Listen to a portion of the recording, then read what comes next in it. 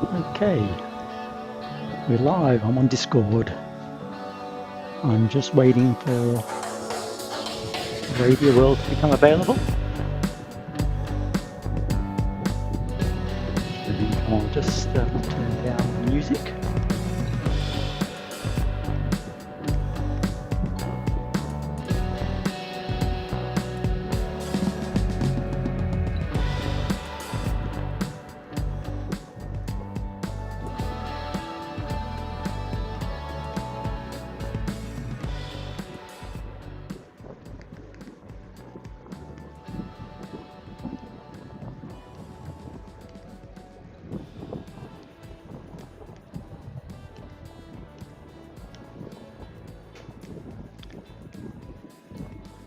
And I'll just readjust the gradient field.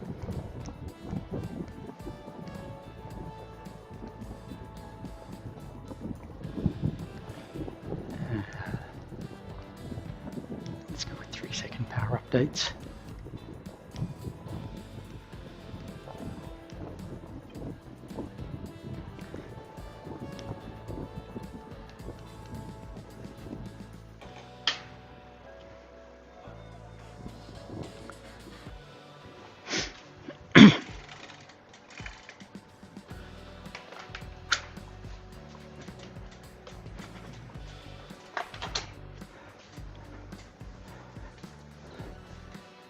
Okay, we're on. I'm streaming. I'm on Discord. Hopefully we'll get joined by someone for a chat. Arabian Nights is here. Got my drinks. Got my food. I've got various controls. I've got the Garmin running on the head unit. I've got the watch for the heart rate. I'm not wearing a heart rate belt. What else? I've got my finest cycling clothing, the Manual Bug jersey, covered in ladybugs. So let's get started.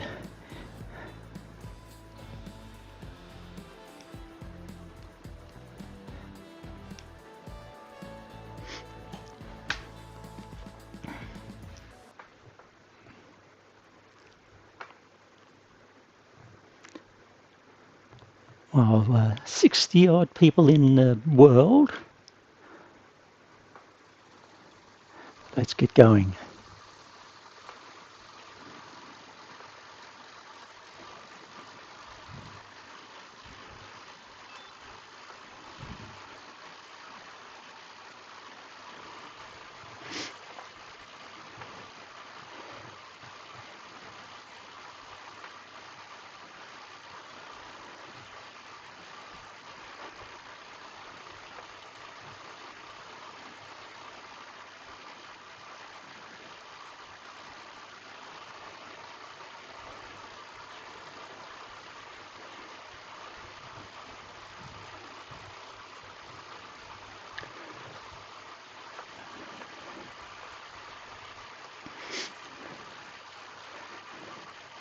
Okay,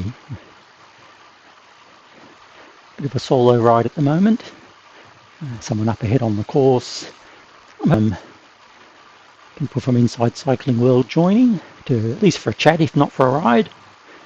There's several rendezvous points for those who don't want to do the whole ride, but maybe want to earn some badges. You can start at Jabel Hafeet, and you can meet up at the base of the climb. Just let me know if you want to do that, and I'll hang around.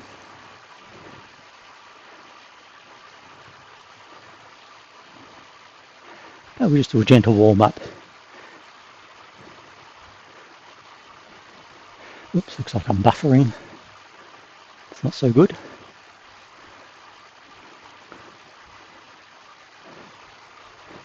Internet here isn't great.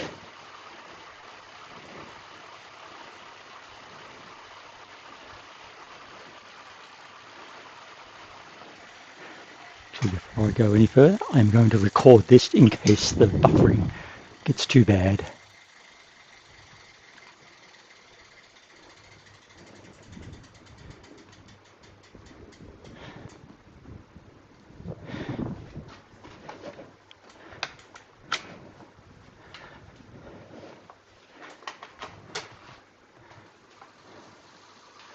Just 1 kilometre in.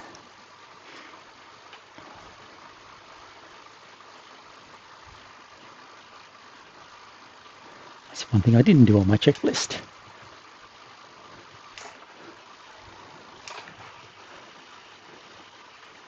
And straight away we're kicking up to 4.5%. Perfectly good reason for contesting this here sprint.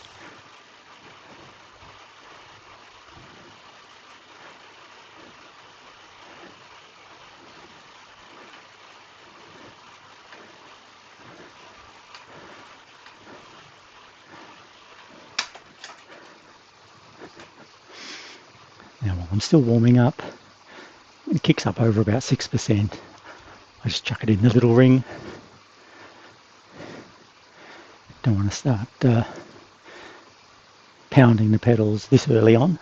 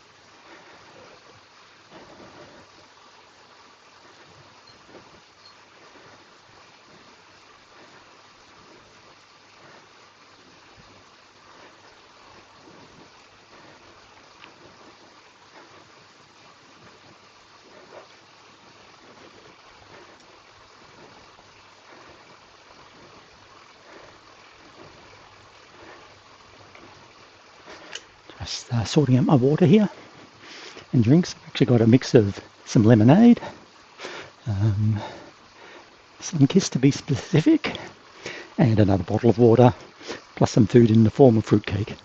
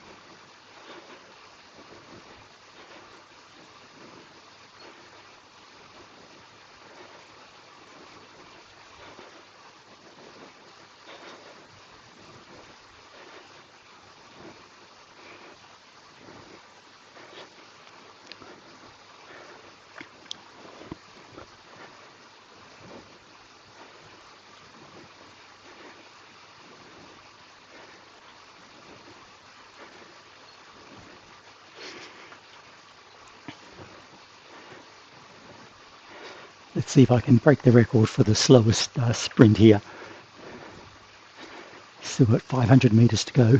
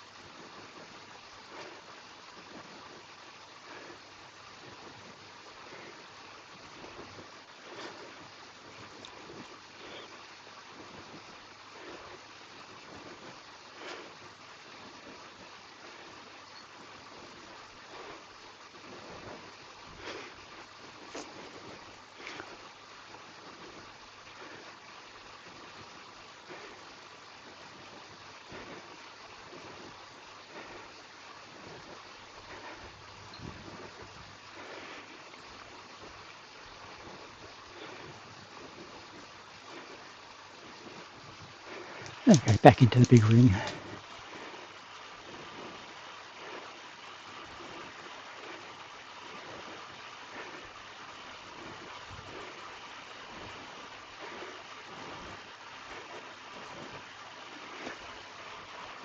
Now when we flatten out, just make a little adjustment on the OBS window. I just need to bring the Discord one in front so I can see when people are joining. If anyone, hey, I might be on my own the whole way, who knows. I'm used to that, not a problem.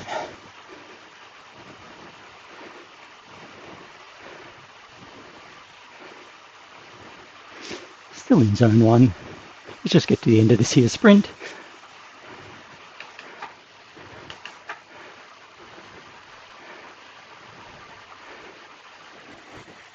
And there we go.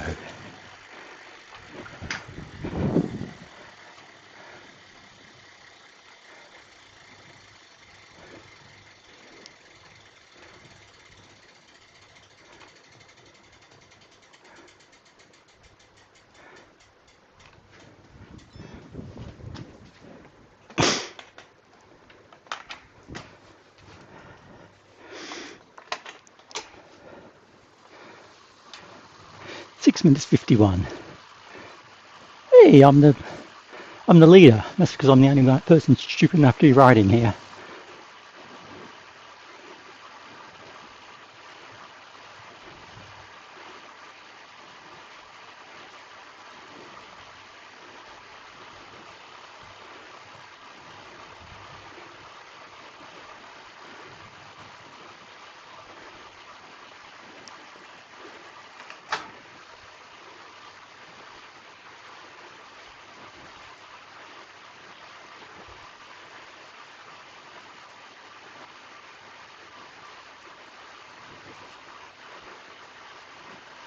Heart rate below 100 still.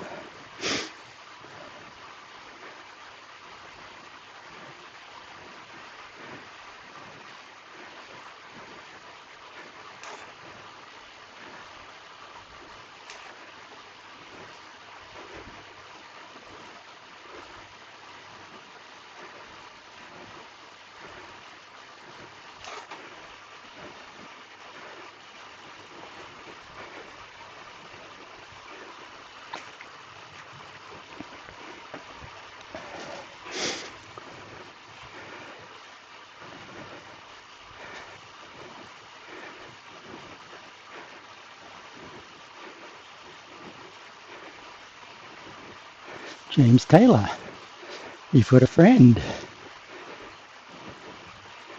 Everyone's on the start line, or just started.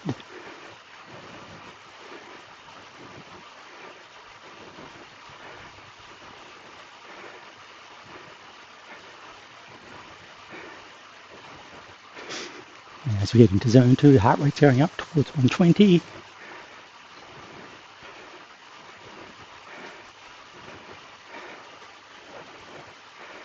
Still in the big ring on the smallest cog at the moment.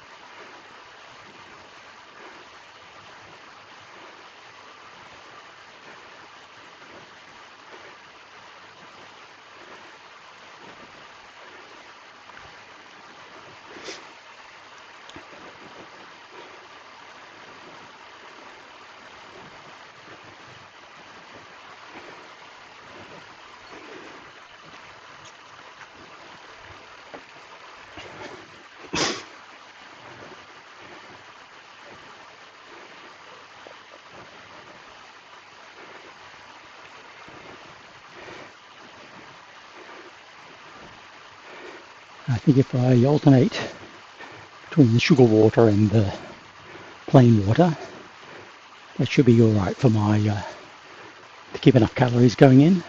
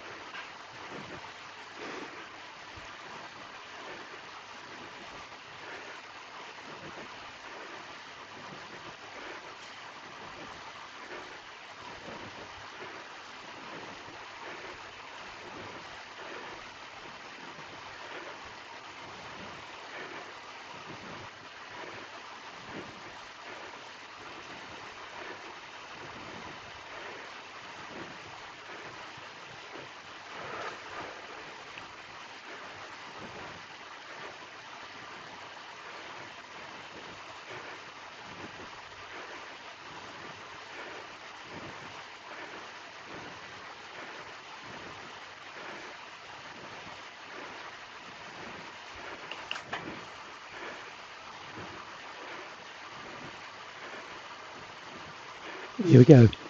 There's one of the bonus badges for 4,000 kilometers.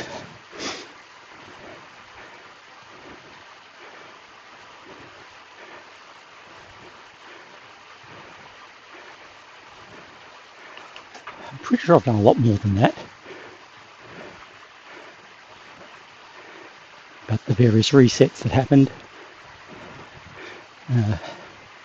I'll take it.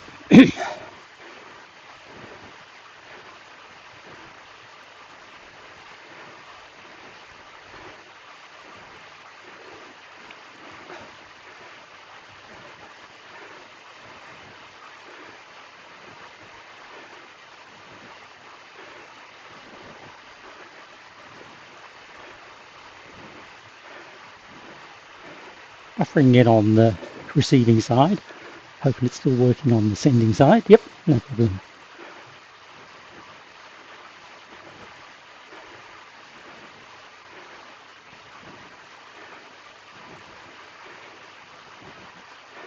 So far more of a zone 1 ride than zone 2.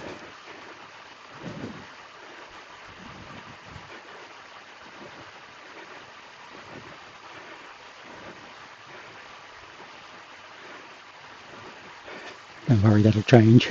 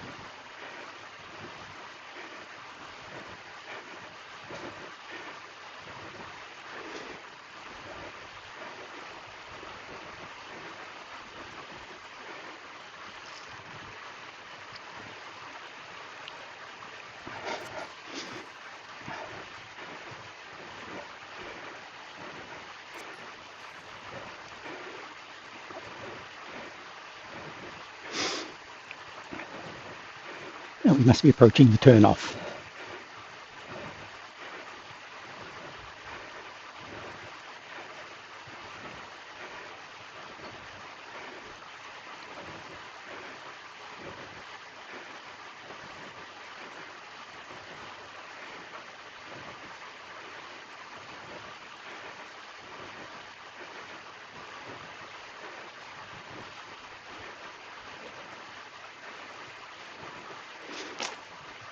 Average power is now over 100 watts.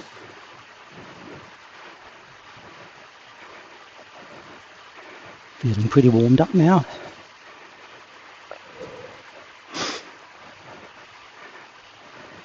Coming up to the turn off to Jabel Hafeet. About a kilometre from there to the start of the Jabel Hafeet climb.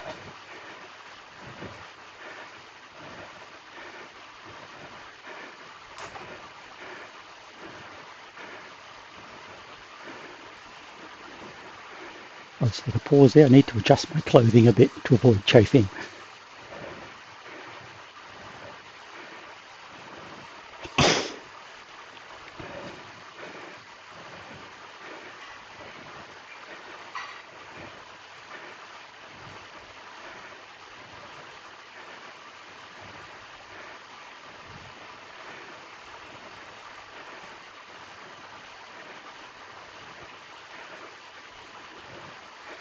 Unfortunately, Ray Cervantes wasn't able to join me as he has a real world ride today. Still, it was worth a try. I think Colin's a bit busy. It's a Friday night after all. I think he just wants to sit back and have a beer after commentating on the OTR veterans. But hopefully he or someone else will at least jump in the Discord and we can have a bit of a live chat just about stuff. And thanks to Colin for letting me use his Discord. I do have my own, but it's more likely to reach people here.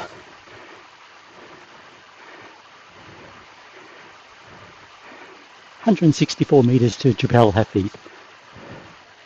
I'll just slow down here.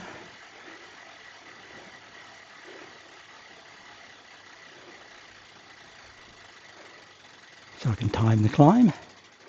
Or will I go past the start is the question.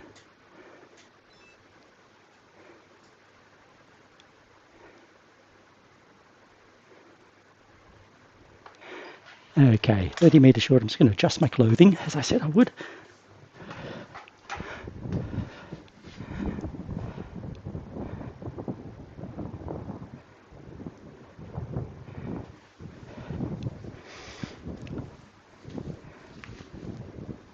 I was just feeling a bit of chafing coming on. Okay, that's better.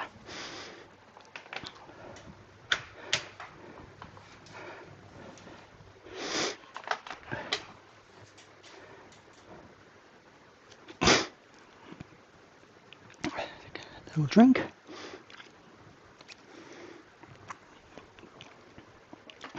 Might even have a little bite to eat. That's near enough half an hour.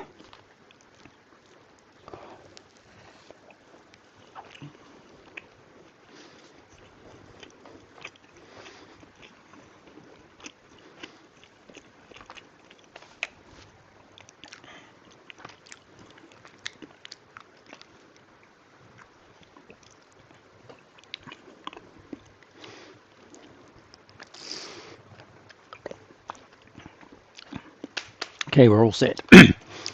Let's start the climb.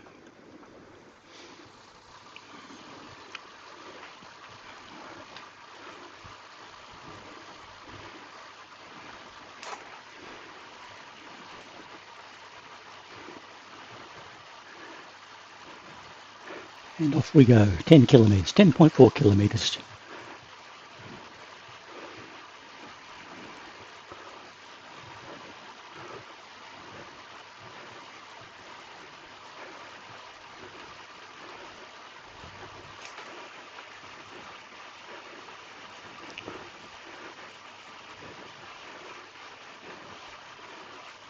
Let's get in a little ring for this bit.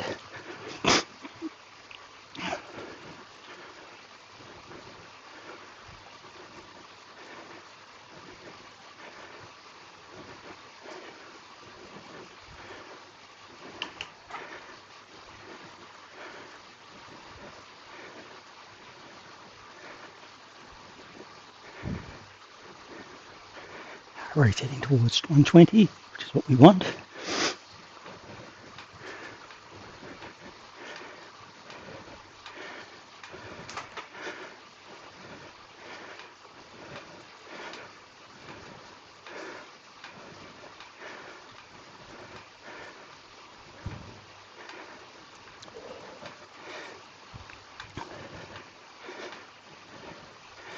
Keep it in zone 2.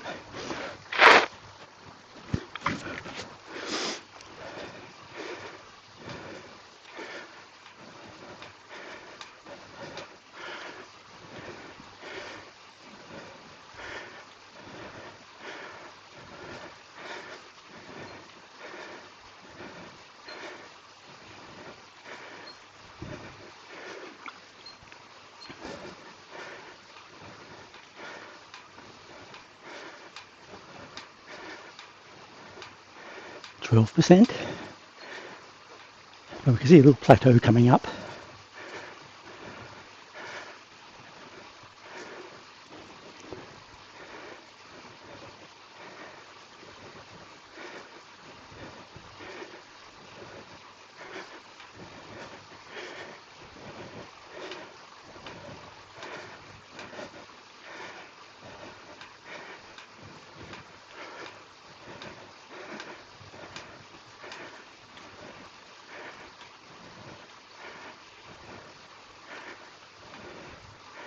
Important not to get too carried away this early on and start pushing big numbers.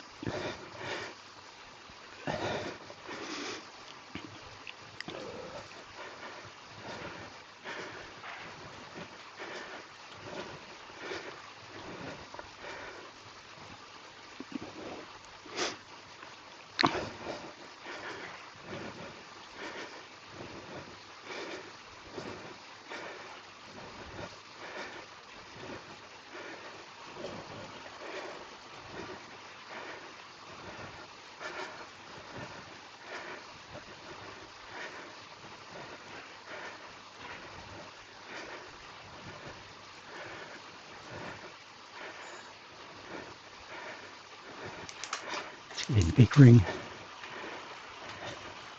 I'll just send a message on Discord.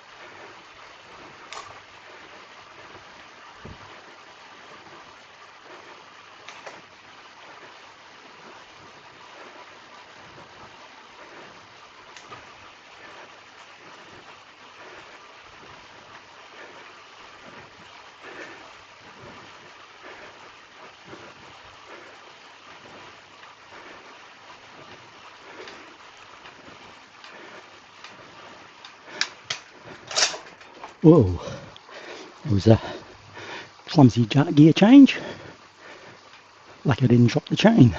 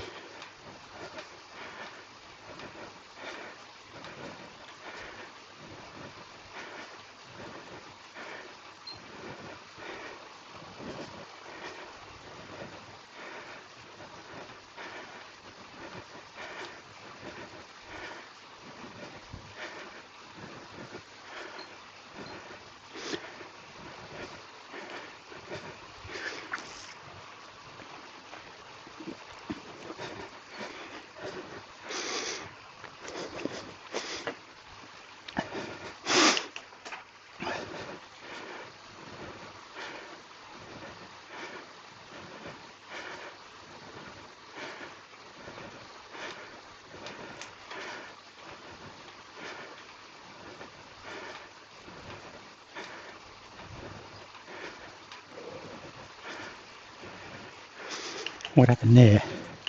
Lost all resistance for some reason. Don't know what's going on there.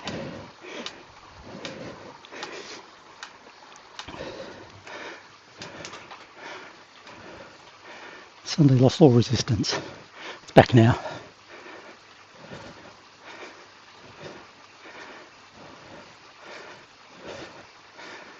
I'm assuming that's a MyWhoosh glitch rather than a trainer glitch.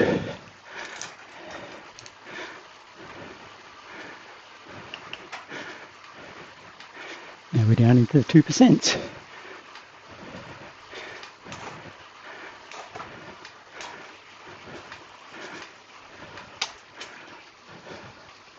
This is quite a lumpy ride.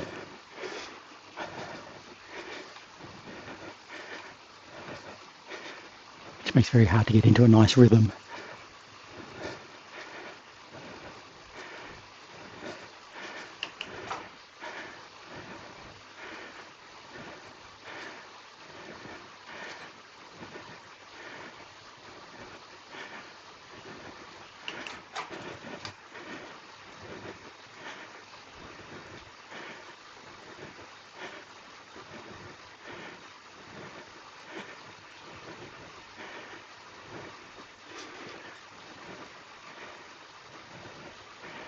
So 1.5 k's in.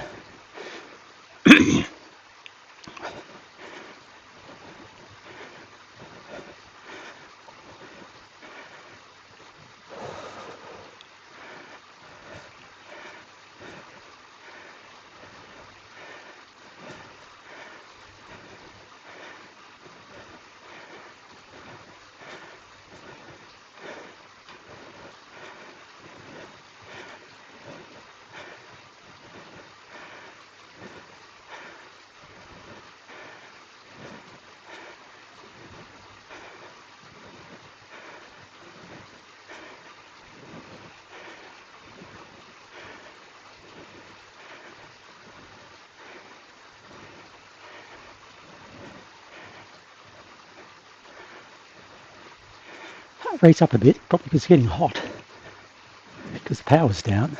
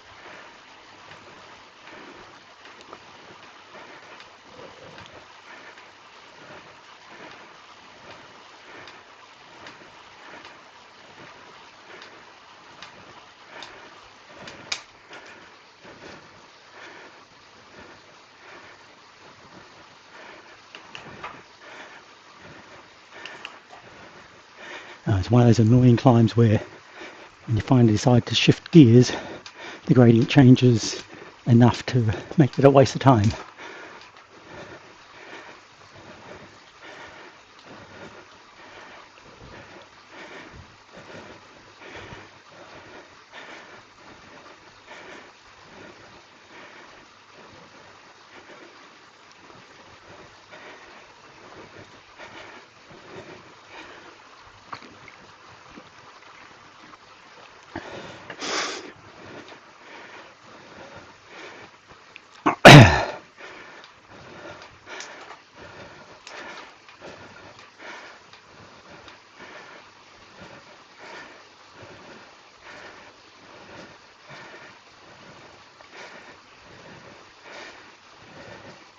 There's a plateau roughly 2 kilometres ahead.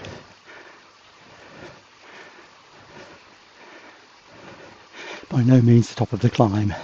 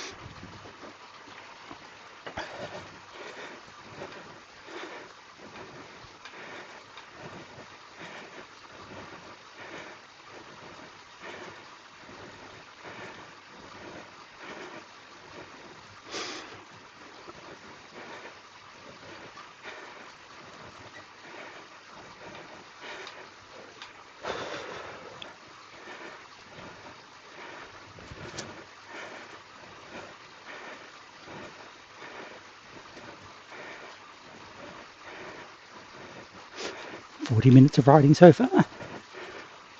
Doesn't really feel like it, because of all the little stops I had to make."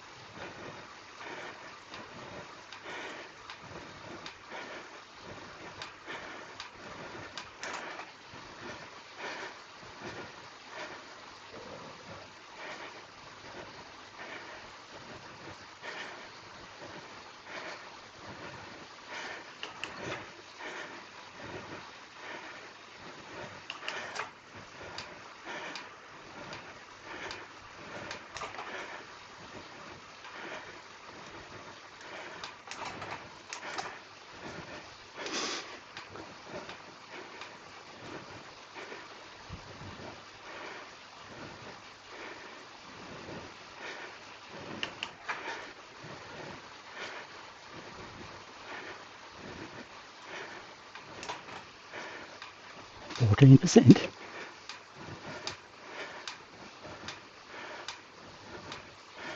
Bring the cadence right down. And we're back into sixes.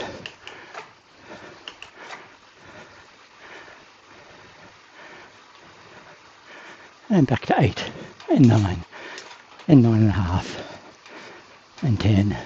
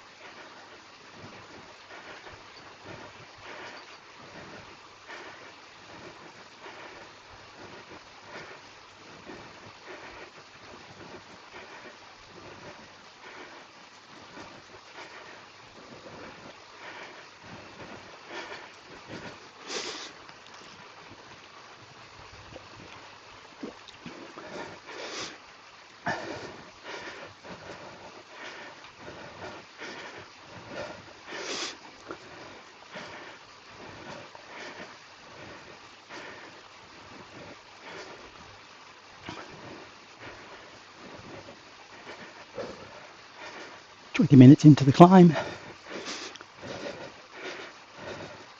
and about just under 2.5 k's.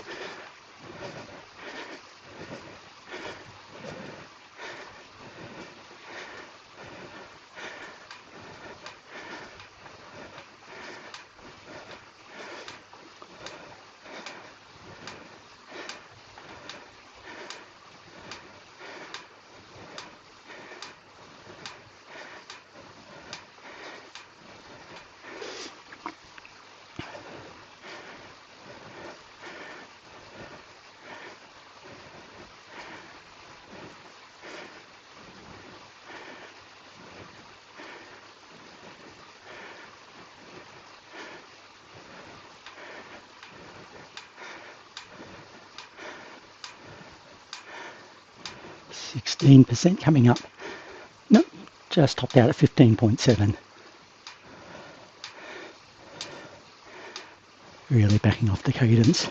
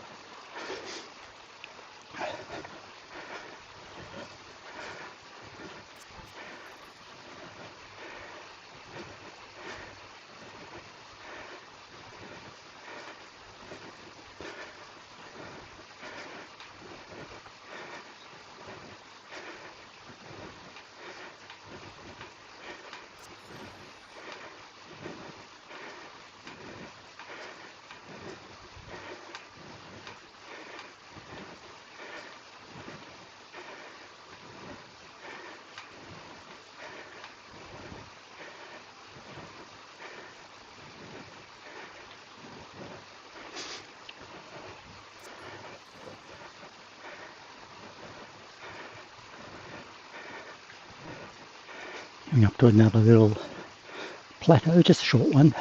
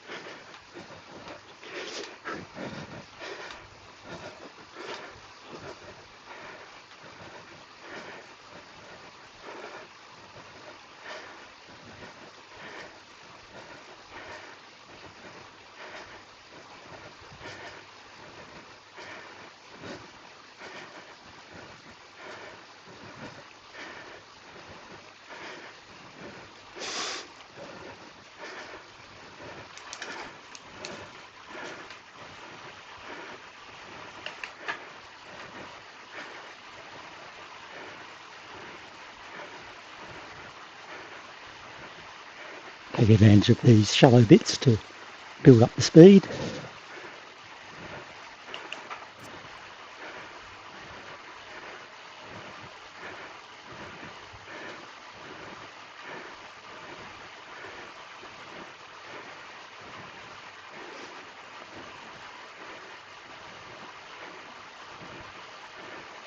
Try and stay in zone 2 if I can.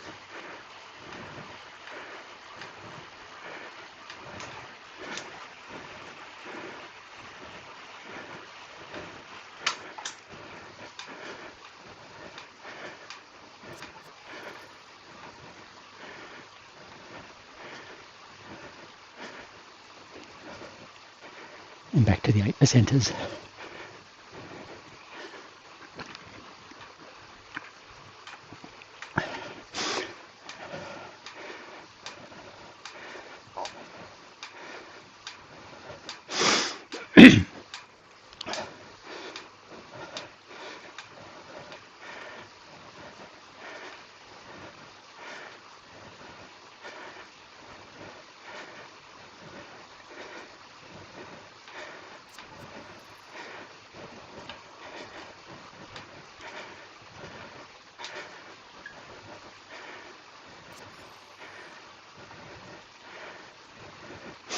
One kilometre and I'm halfway up.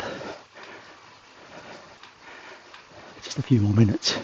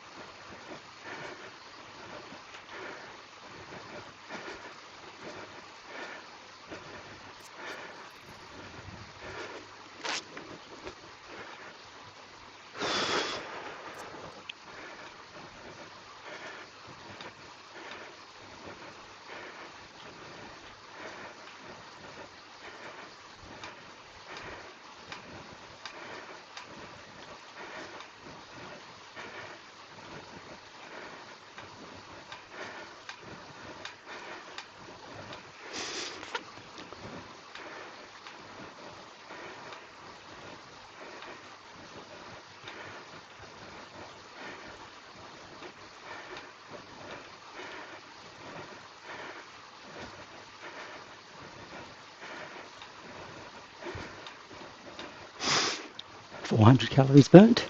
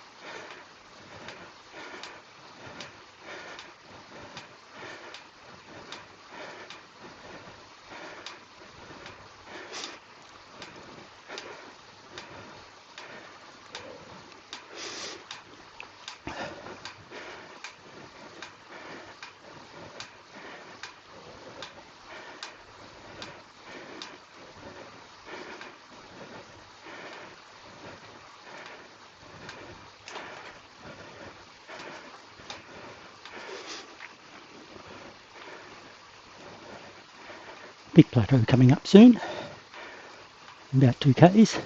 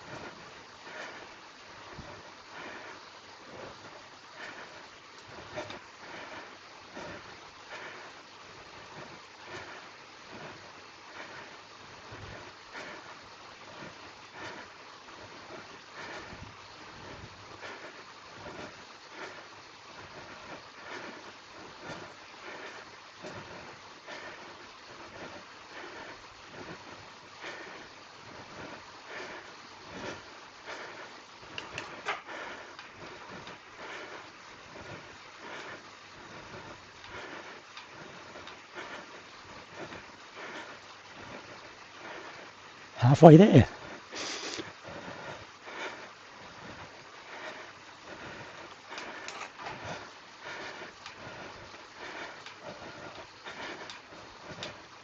Now, my memory of Jabel Hafeet gets a lot easier near the top, so I'll be able to accelerate.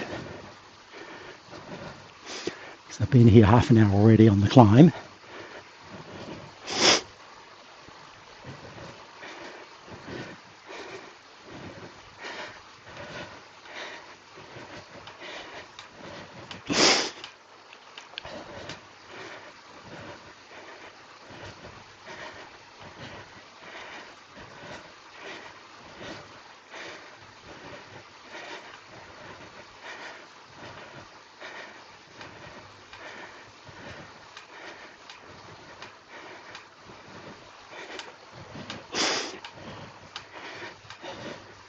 Stephen Cycles is exhorting me to knees up.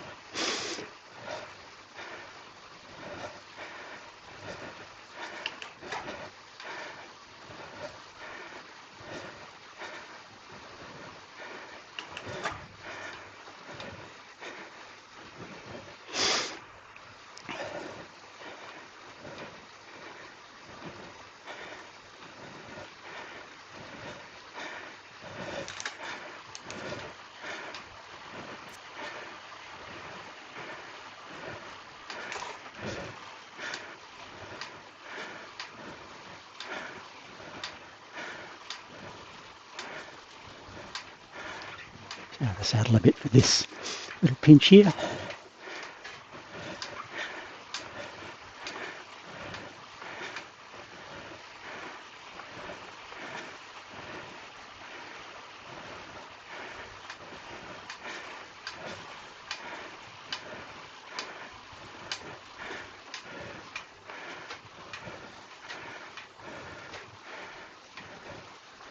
There we are. Just a few seconds out of the saddle is enough.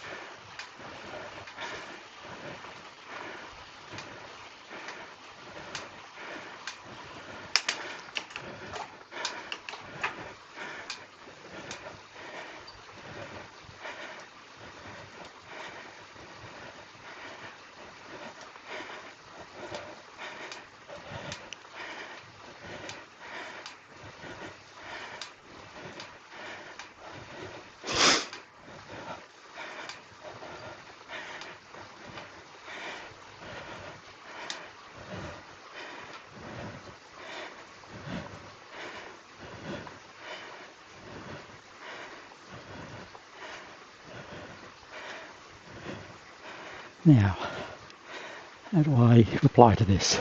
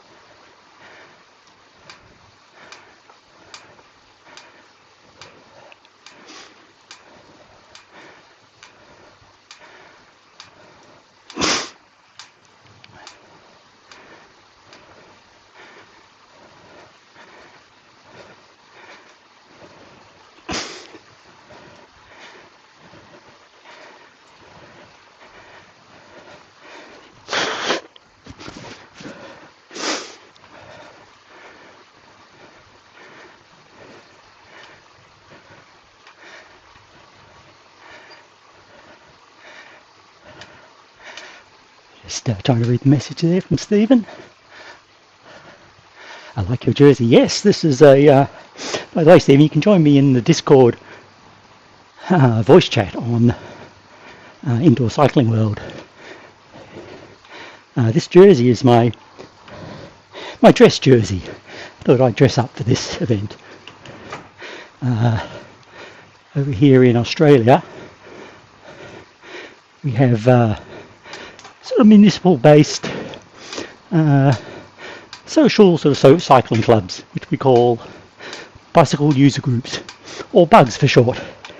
And I was a member of the Banyule Bug, and this was their jersey that members could buy, and they're quite a hit.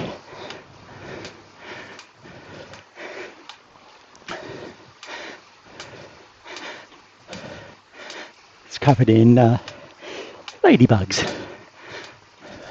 but also gives the appearance of a polka dot jersey too. I'm no longer in that municipality, but they're the only ones I know of that had a jersey like this.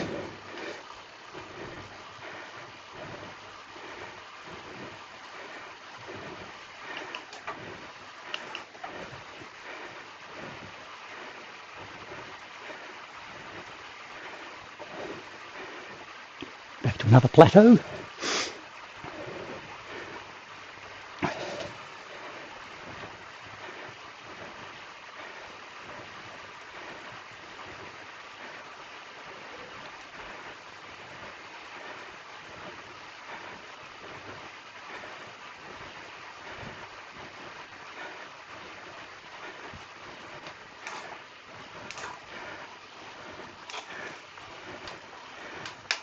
into the 10 percenters, well 8%, 7%.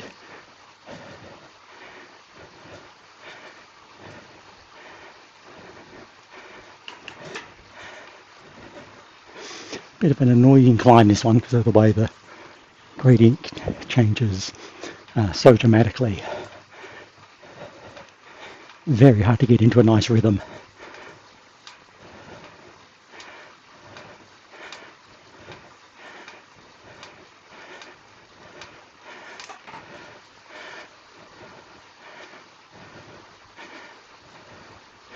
In an ideal world, I'd be climbing at around 85 RPM and around 160, 165 watts.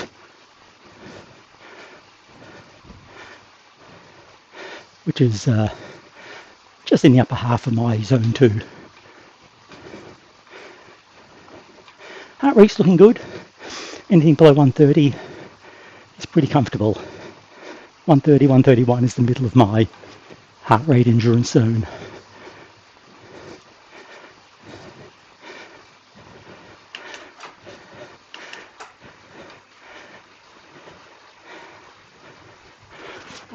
Here. That's not helping, that keeps the heart rate up a bit.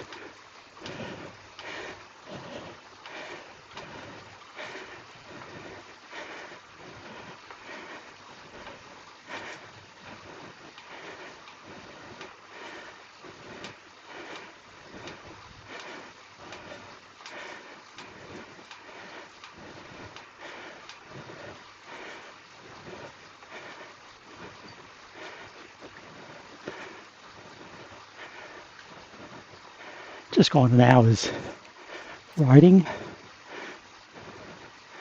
Only 3.5 k's to go. You can see the climb start to really ease up near the top.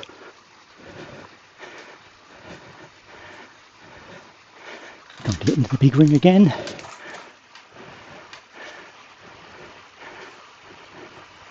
And of course, as soon as I do that, it kicks up a bit.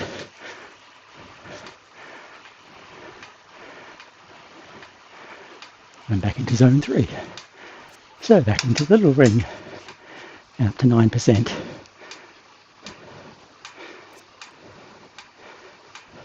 %.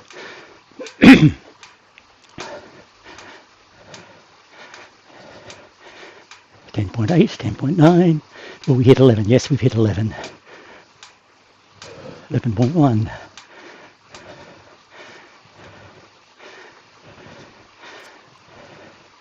And now back into the 10s.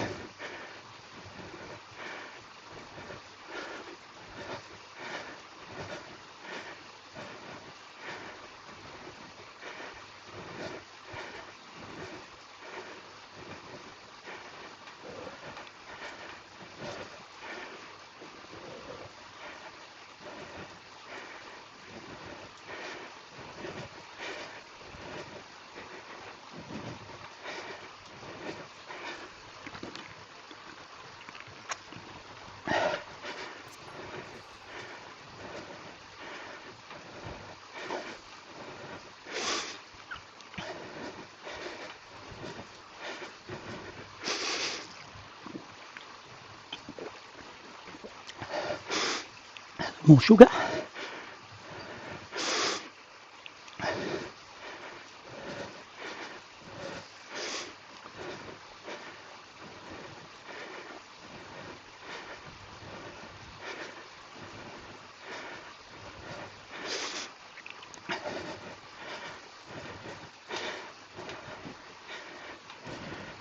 Oh, got a message there. Or someone has. Yo, from Anthony Lapierre.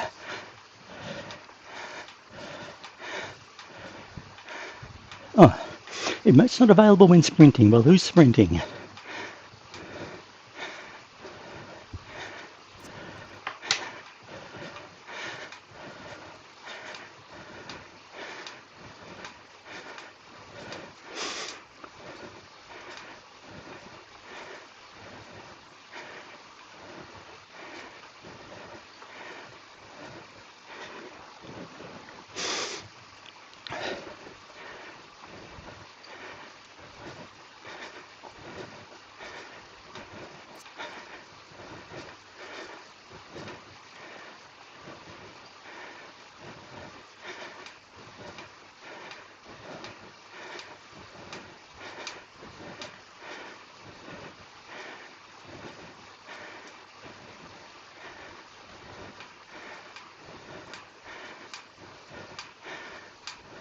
14.5%.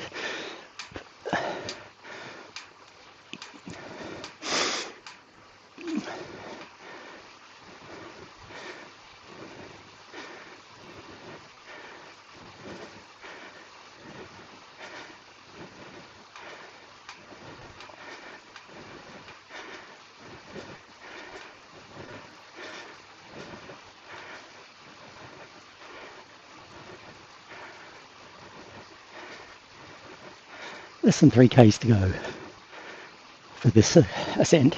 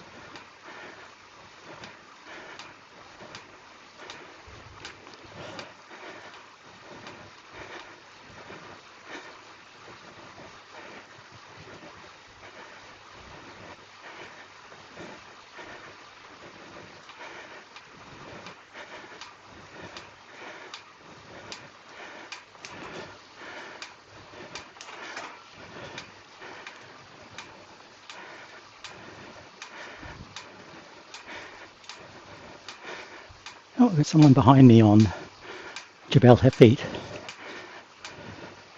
Who would that be? Looks like Yosuke Yada.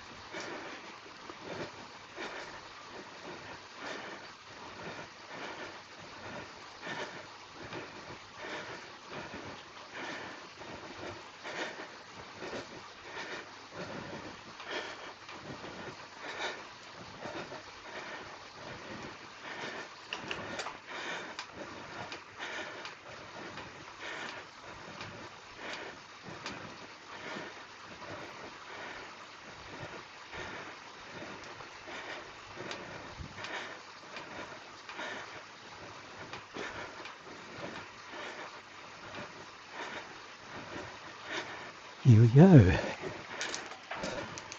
Into the flat a bit.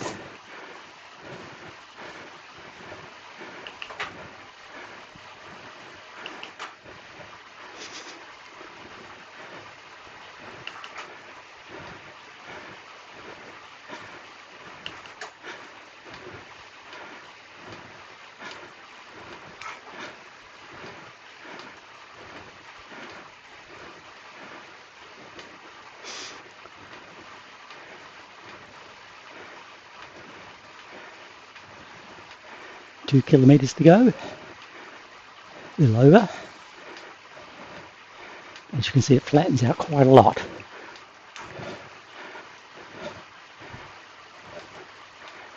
Which makes me, I can do more like 20-25 kph.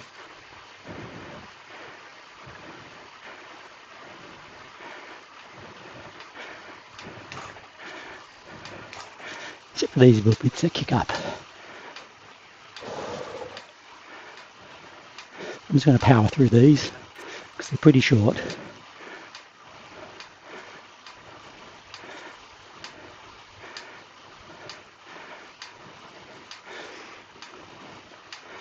Get out of the saddle if I have to.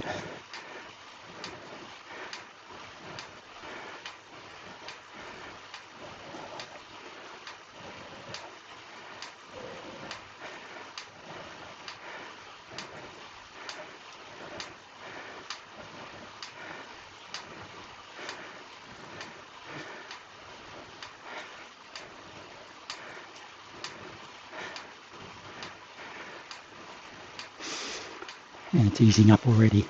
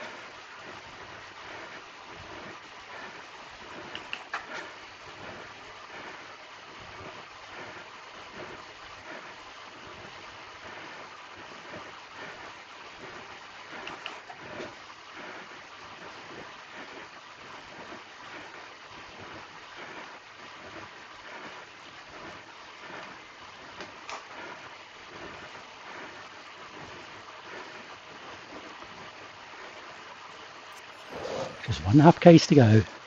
With a kicker at the end.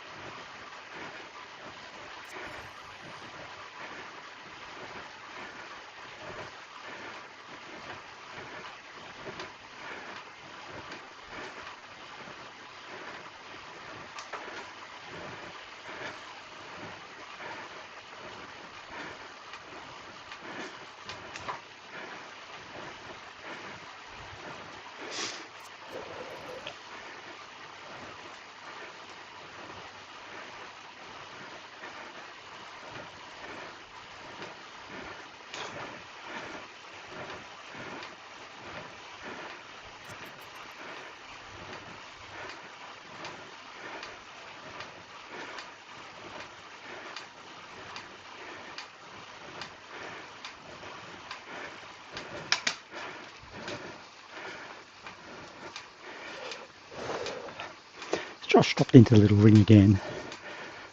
Yeah, probably a good idea. Don't want to get too carried away this early on.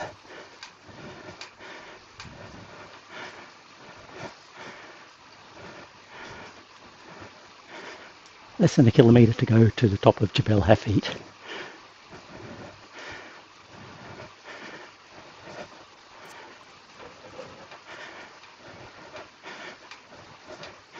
Just riding at the top of zone 2. Once we get there, start the descent, and I'll take a rest, fill up the bottles, have a bite to eat, have a nature break, that kind of thing. Don't worry, I'll go on mute when it happens. 16%. Lovely people putting that in.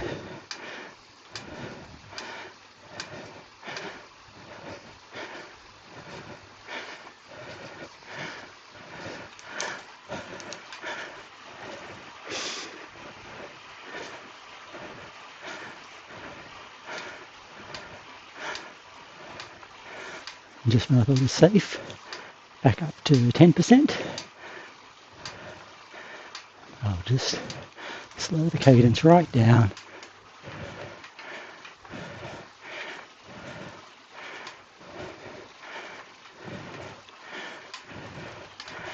There we go. And back into the sixes. 800 metres to go.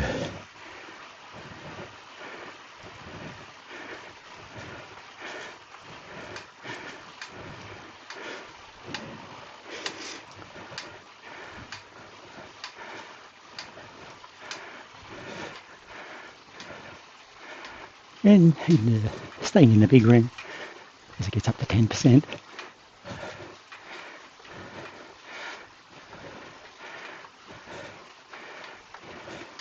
And it starts to ease off again.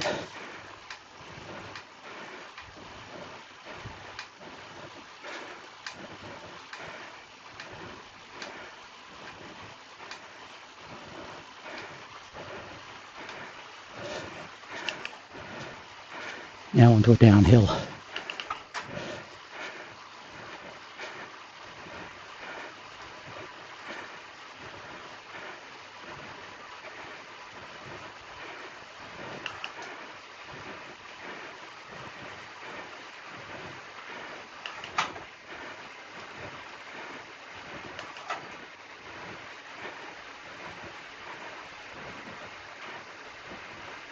.500 metres.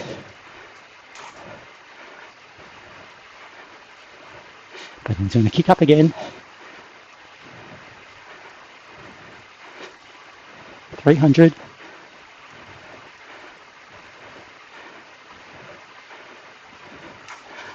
200.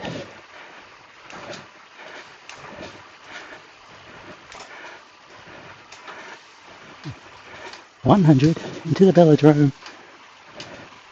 Kicking up to 11%. Into zone 6 for this.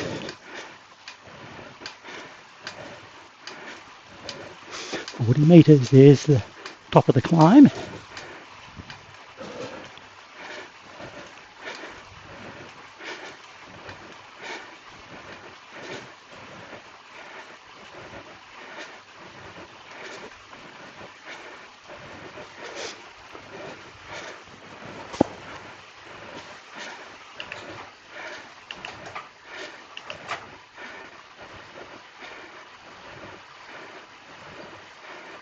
Hey, I'm the first.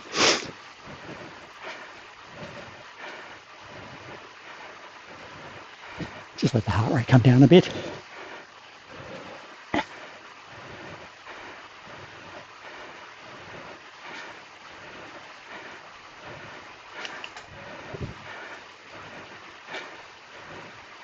I think we do a U, go around the loop.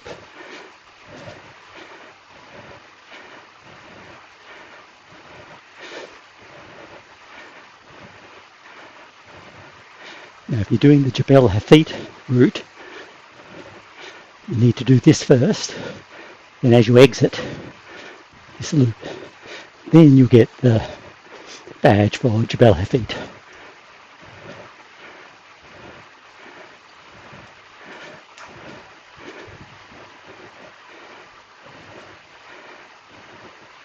So you sort of go down here, up the little rise, and then it's time to rest.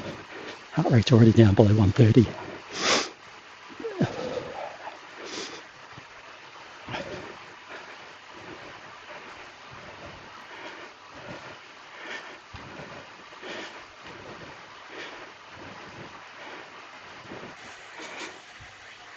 And we'll start the rest process here.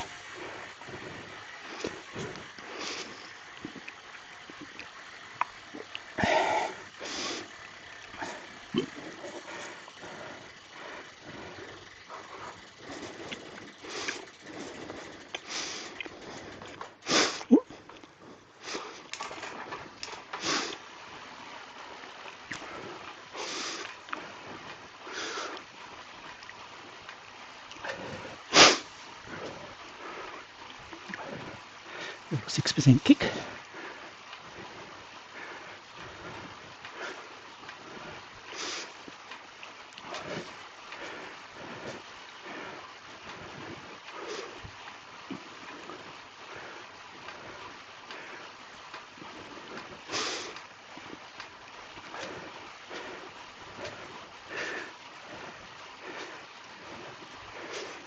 7%.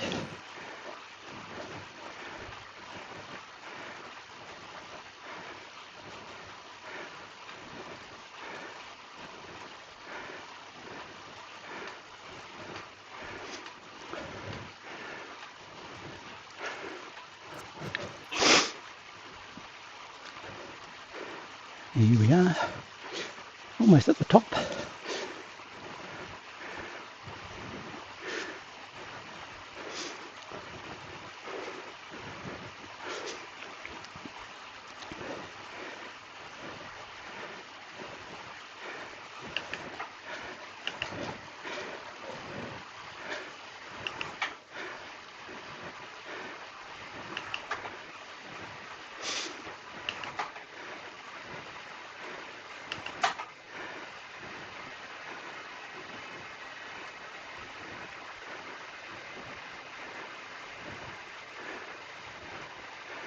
Okay, I'm just going to coast down here, take a bit of a break, fill up the water bottles, etc. And I'll be back in a moment.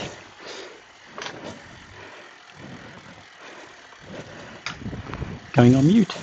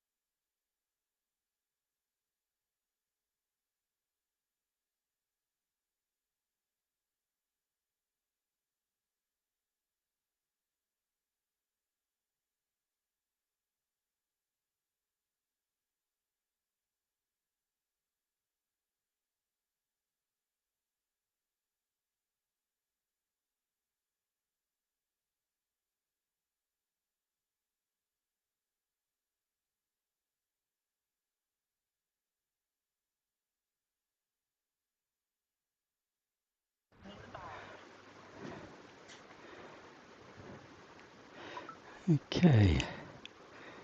Message.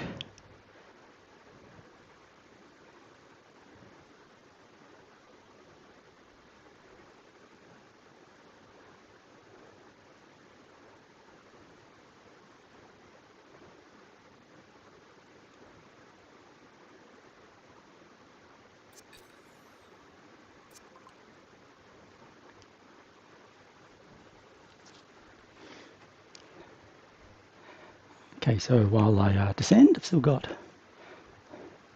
quite a way to go.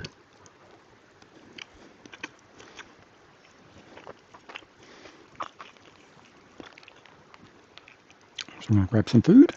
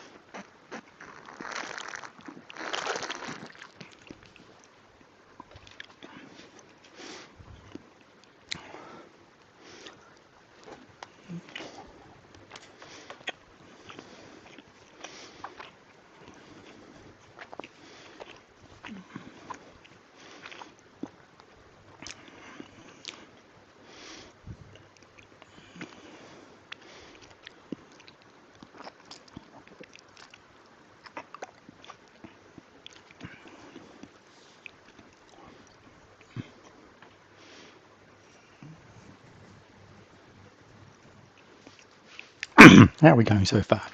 An hour and a half in.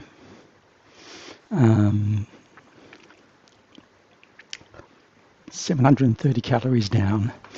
800 meters of climbing. What's Jabel Hafeet? Let me look at my chart. Not quite half the climbing done. I don't think I've got the Jabel Hafeet data here. No, Jabel JS is 900 meters. So it means there's a couple of hundred meters of undulations between here and Jabel JS. So we've done, let's call it 30 kilometers. It'll be, 20 plus 30 odd by the time we get to the bottom of this descent. So everything's looking pretty good. Let me just pin that down so it doesn't get blown away. But yeah, nice cruisy section of the ride coming up. And once that's done, we're on to Jabel JS. I'll just use this bottle for now. This one isn't as cold, but when I'm not riding, it's a bit easier to.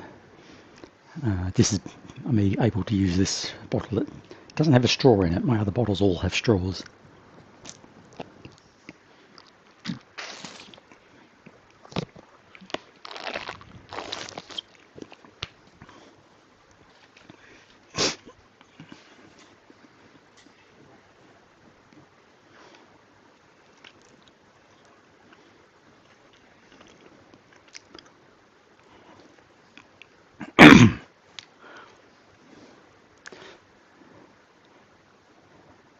Yeah, if I was trying to pedal now, there's no way I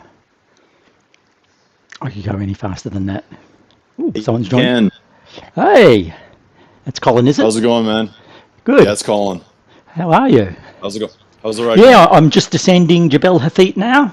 I'm just taking a break. So this is the trick with these climbs. You can just get off the bike, fill up the bottles, grab some food, because it's like a 10-minute descent. So I'm just heading there. It's going well.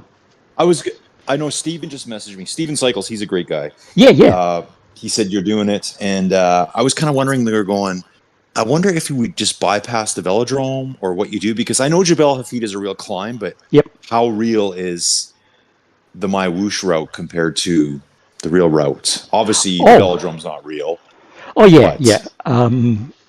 It's basically it is the same as the MyWhoosh route. Okay. Except it's a different start point for this ride. You start at a different spot, but it's the same climb. You go over the velodrome, and now I'm just on the way down. I don't know what the real ones. Well, I think I've seen the real one in the, what is it? Which tour is it? They have where they climb it? Yeah, they had a few, like the UAE tour and the Saudi tour, maybe.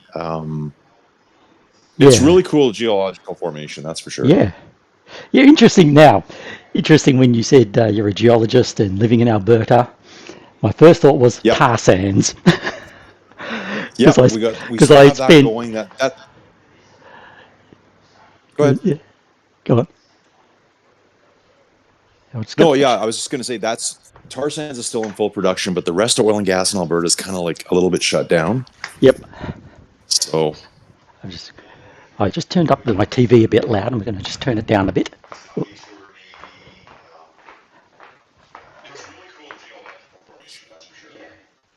What time is it there, Ken?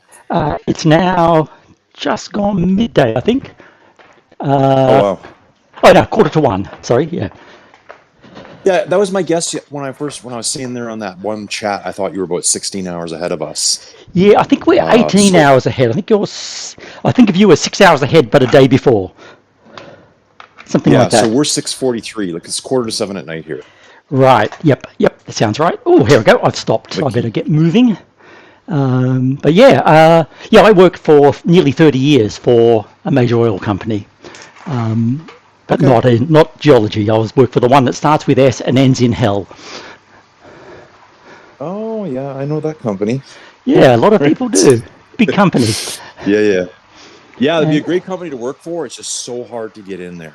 And yeah. Like it's some of the stuff I say in the videos is true. Like I've been out of the industry so long now, even though it's so easy to pick up.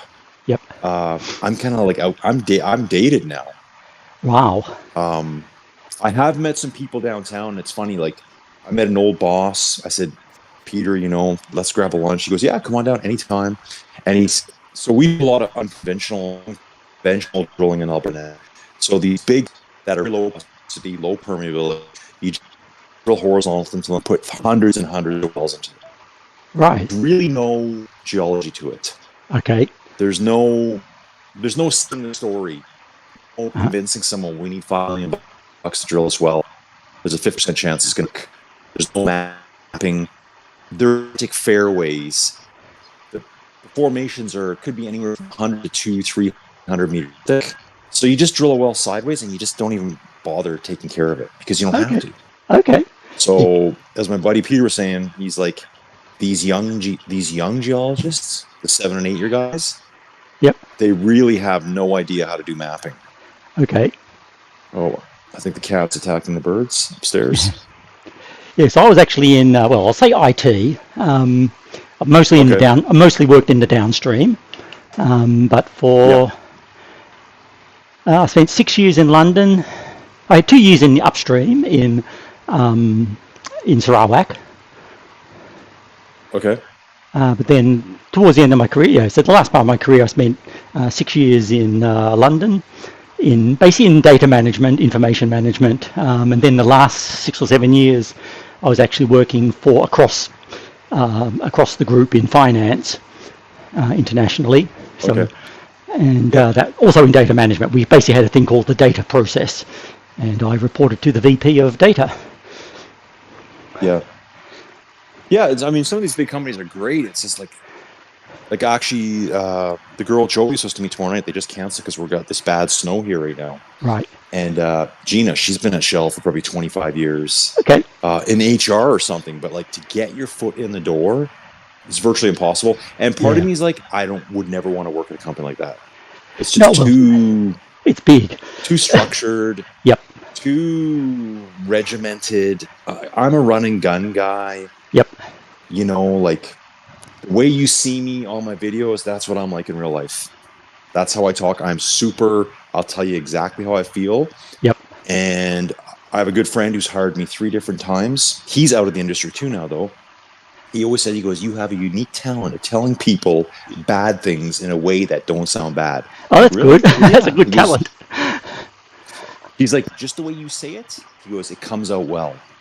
Mm-hmm. And so he always messages me. I've known him since 1993. We went to university together. He said, dude, your channel. He goes, keep going. He goes, it's so awesome watching you grow it. Yep. Like it's just chugging away, but it's still not really financially viable. at any Yeah, point. but it's growing. I mean, the first milestone is 10K, isn't it? Because then you get your YouTube plaque, I think. Yeah, I'm not sure when you get it. I haven't even really thought about it. But when I came downstairs, I just told Joey, I said, hey, I got to go downstairs and talk to Ken. And because we're just watching TV together here. And she says, what are you going to do with your 10,000 member ride? I'm like, I don't know. Like, yeah. So maybe I'll put a ride together for it or something. I'll probably do a MyWhoosh ride. Yeah. So like, I used to only ride Ruby. Mm-hmm. So I started on Zwift, switched to Ruby 3.5 years ago. I've done a lot of stuff for Ruby. I've probably been promised a lot of stuff by Ruby, but they're so slow acting. Right. That just maybe a little bit cynical about them now. Right. And I don't want to be that way because I think it's a good platform. Yeah. I started off during lockdown, basically. Actually, okay. My story is, I'm mostly I used to always be an outdoors rider. Not racer, but yeah, I used to be a member of Audax. I don't know if you've heard of them. Yeah, Audax, okay, yeah. They're originated in France. It's an international club, I suppose you call it, or federation of clubs. Yes, the big ride, right? The big long rides, yeah, 100K plus. Yeah. Up to 1,800K. I mean, 300 was my limit, but did a lot of riding with that. But then with lockdown, couldn't really do anything of that. So I started off I just had a spin trainer that I hopped on. Yeah. And just watched. I found watch YouTube videos of there's a lady that in Norway, a train driver. I just followed her. She drove her train along. But I think I've seen those videos. I've seen some trains in Norway where they're just driving through the snow and there's like no commentary. It's just footage. Yeah. It's amazing what people can be interested in. Yeah, it's just fascinating because I've been there once and it was beautiful. Yeah.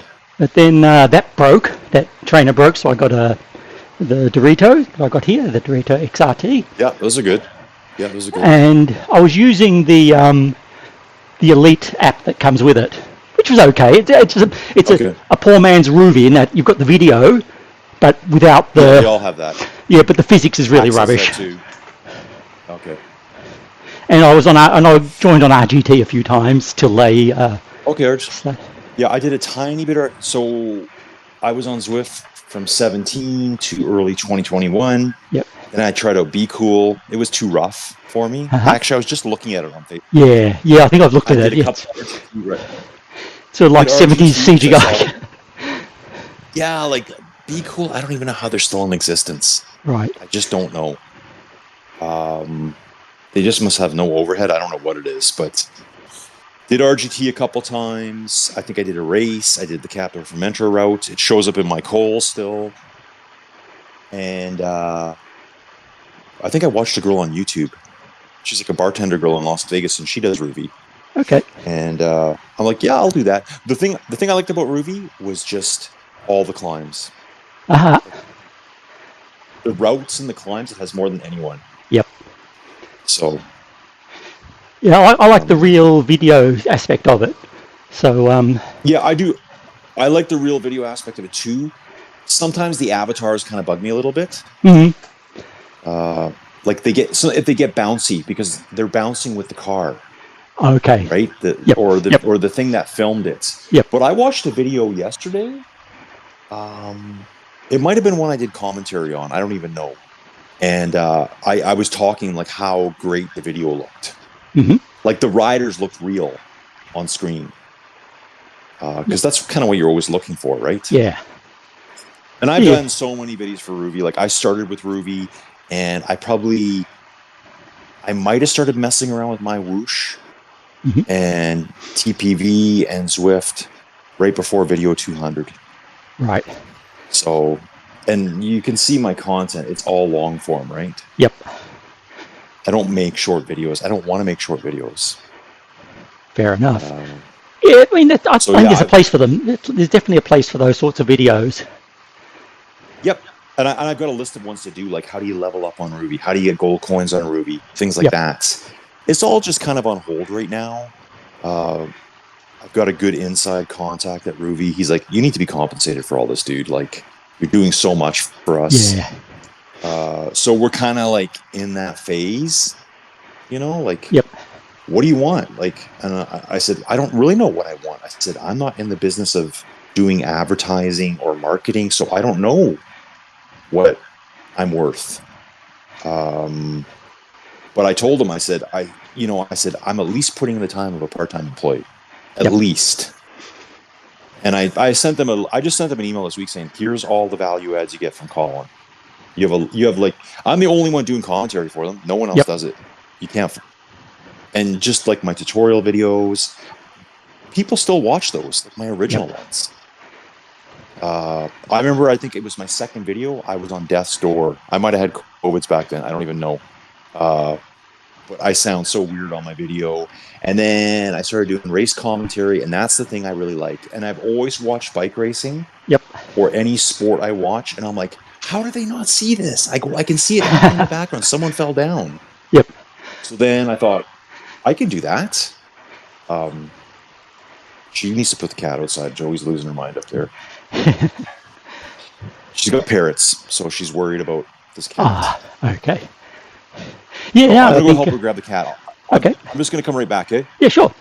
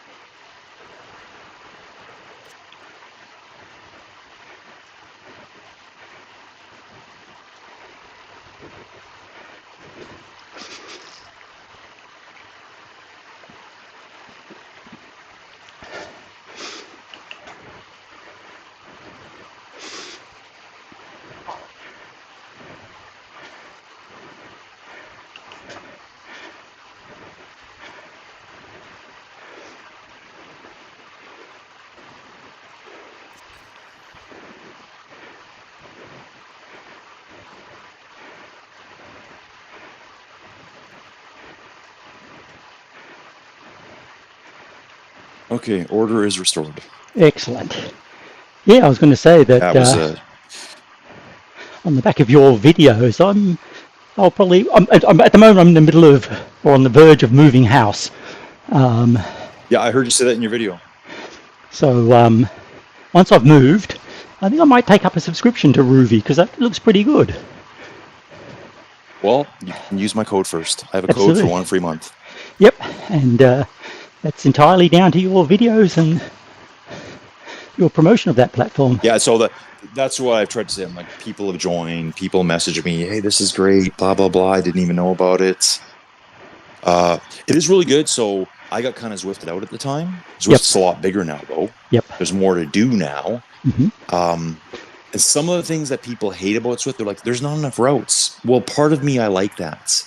Yep. It's kind of like, I know on this part of the route, I need to attack now, or I need to slow down now, or I need to draft here. It's that familiarity. It's like going to a fast food franchise for McDonald's. Yep. It's not spectacular, but you know what you're getting every time. Right? Yep.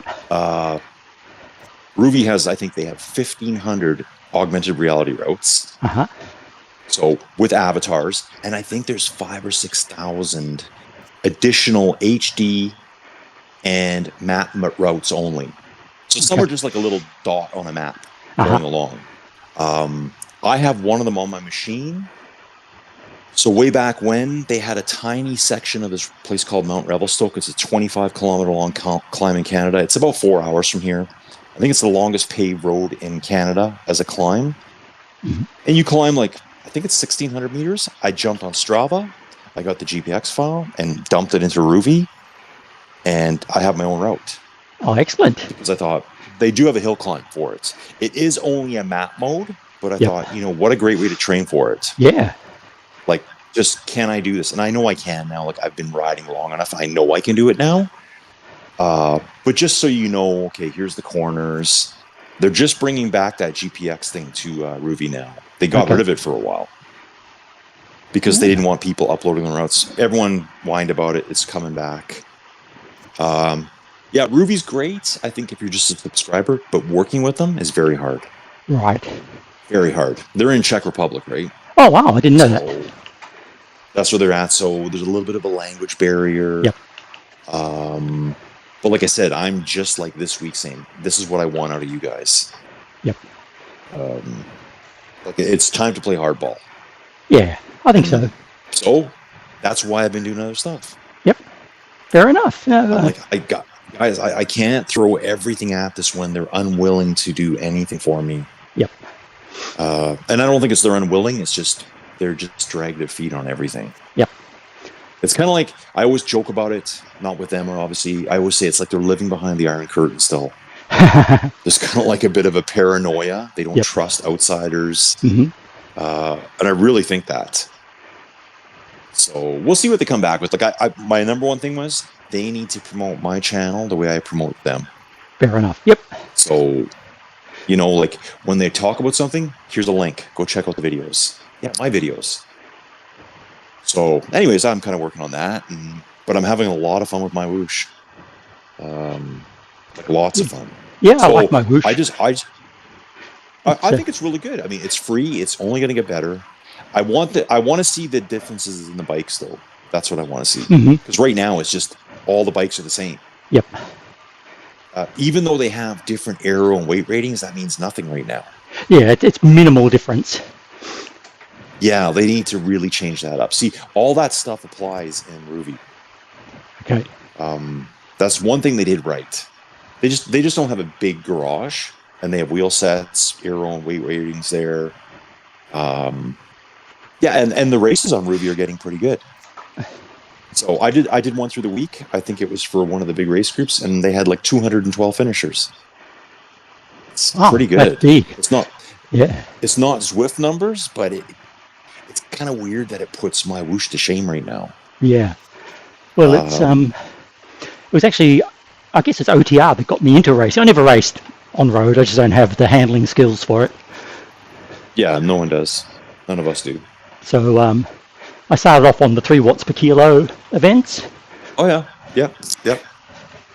Learned a lot from that. I wanted to do veterans, but James is reluctant to put in another time zone for it. Oh, okay. Yeah. Yeah, he's only doing that one slot. Yeah. 7 o'clock UK time. Yeah. So that I'm lucky that happens to be noon for me. Yep. It's so 6 a.m. for me in the summer, which is almost doable, but it means getting up like 4:30, 5 o'clock to prepare. Yeah, for sure. You need a couple hours to wake up and get ready. Yeah. But I also understand that. I started doing OTR also from time to time, has a team time trial series. And I started doing that. You did mention that to me. Yeah, it's really good. So I met James. I was in Mexico, and I don't know if we put a post somewhere, and he said, "Hey, would you do some commentary for us?" And I'm like, "Sure. What can you tell me about you?" So, and then I find out James kind of has the biggest independent race series on MyWhoosh. Yeah. I mean, it's basically Sunday Race Club and then James. Yep, that's right. No other really big series like over on Ruvi. I'm not saying every Sunday, but generally every Sunday, the biggest event is my team's race. It's just a short race. It's about a 20-25 minute all-out effort. It's almost like what we call your FTP test every Sunday. Yep. So those, because I can only run 1.5 watts per kilo, maybe an hour punt. 30 minutes fine. Yep. Well, I joined was it the Aussie Cycling Club, which is a big club. I mean, big-ish. We field half a dozen team time trial teams of all different levels. Yeah. So the one I'm in is called the Emus, and we're currently racing on Indy Velo, Training Peaks, while there's a hiatus on MyWhoosh. Right. Yeah, James mentioned, I met James when I was in Mexico. I was just there, I was there in October, late October through Halloween, and he says, "Hey, you do this for us." And I did a Tuesday race, I did a sprint race, Tuesday playing fast, and I started the Friday race, and that was the 4th, I think, when I did the November 4th when I did the Flaming Fast. So I guess I haven't been around that long, but it seems like I've been doing them forever. Yeah, it does. Like, I think I've done a couple of each. I've done at least, I think that was my 3rd veterans race, pretty sure. And then I think the 3 watts per kilo and the sprint race, I think I've done 2 of those each. Yeah, and I really like it. It's a lot of fun. It is. It's a lot of fun. But I've always watched, Sunday Race Club and such like, and whenever there was a video of OTR, I'd sit down and watch that. Yeah. Yeah, I saw James uploads a few things. I just know, I think I was watching, so I did a tiny bit of race commentary last year, and then this year it was Tour Down Under, actually. Okay. I was watching what I would call the World Tour feed. Uh-huh. So basically now I think the way that Tour Down Under does it is they probably film it all, or they get someone to film it, and then they sell the rights to every country around the world. Yep. Like, I watch Flow Bikes in Canada because Flow Bikes in the US can't show the Tour de France. Flow Bikes Canada can't. So it's all licensed everywhere. And so the feed I was watching was a ripped off feed, obviously. And there was no audio. So this guy was just stealing it and hijacking it. And I was watching going, this is the most boring thing I've ever seen in my life. And they were climbing Wollonga Hill. They were just at the start of it climbing Wollonga Hill. And I'm like, this is thoroughly boring. Someone that doesn't know cycling would look at this and say that to me, and I'd be like, I agree with you. Yeah. So it was January of last year. I'm like, that's it. I'm doing more commentary. So I just started pounding out the commentary, and I don't want to say it took off, but it kind of took off. And now everyone kind of expects me to do race coverage, and it's a given that I'm going to do it, I guess is what I'm saying. Yeah. So I do the Team GRC Sunday short race. Sometimes I race in it and do commentary. I've done that different ways. Sometimes I do like a preamble, and then I race my guts out, jump off my bike, grab my microphone, and start talking and calling the people in rates. And then I got to go back and overlay more audio of what I was thinking during the race. Okay. So those did pretty good. And then I do the Muckers. They're another big group. They're getting huge. They're getting really good numbers on Ruby. So they race Thursday's their big race. They have a big championship series, 12 noon for me, and they'll get 200 people every race. Like, it's just routine. It's routine. I know they really like me for what I do. They sent me a T-shirt. That's always great. And they're good guys. Yep. Really good guys. I've met so many good people. Yep. As an Aussie, I always watch. You ever watch? I assume you watch Lantern Rouge. Oh, just tiny little snippets of it. I have never really watched him. I know who he is. I know he does race comment, like talks about races and stuff. Because I always thought, how does he get access to those videos? Well, like, he pays for it. He pays for the rights. Okay, so he does pay for the rights. Yeah. Where's the copyright issue there? Because he's a lawyer. I wonder if he got big enough. Okay, that's that what he is. Okay, didn't know that. And so there's him and there's Benji. Yep, Benji. Yep. Together, Benji's got his own channel now. Yep. So yeah, I just kind of do my own thing, and I'd like to turn it into something at some point. Yeah. No, Patrick himself. On the back of the stuff he did on his website and on the podcast and everything, he now is employed by Visma Lisa Bike as a strategist. That's right. I did hear that. Yeah, I did hear that. That's amazing, eh? Yeah. To go from that to that is incredible to me. Yeah, I think there's opportunities. You just got to be seen by the right people. Yeah. So, and you got to find the right niche. You got to find the right niche, the right style. Yep. I think my style's pretty free flowing. People like my stupid stories. Yep. They, for a while there, I had a donkey escaping every day, like 5 or 6 days. This donkey got loose from me. I could not keep him contained. So it was like a running joke. People were coming back for donkey updates. So I would kind of like, okay, folks, this is what we're going to do. We're going to talk a little bit of weather, a little geology, a little bit of donkey updates. Yep. We'll do the race. You just got to be very fast on your feet and like to talk. Yep. Well, the other podcast, you know what? And actually, I was going to say, keep going. Yeah, go ahead. I was going to say, the other. Yeah. You go. Yeah, it's just sometimes I find if I do 1, 2, and 3 videos per day, it's actually pretty tiring doing it. Oh yeah. Just being on for that long, and I always tell people, what you see is what you get. You won't see me editing videos. You won't see me reading off a script.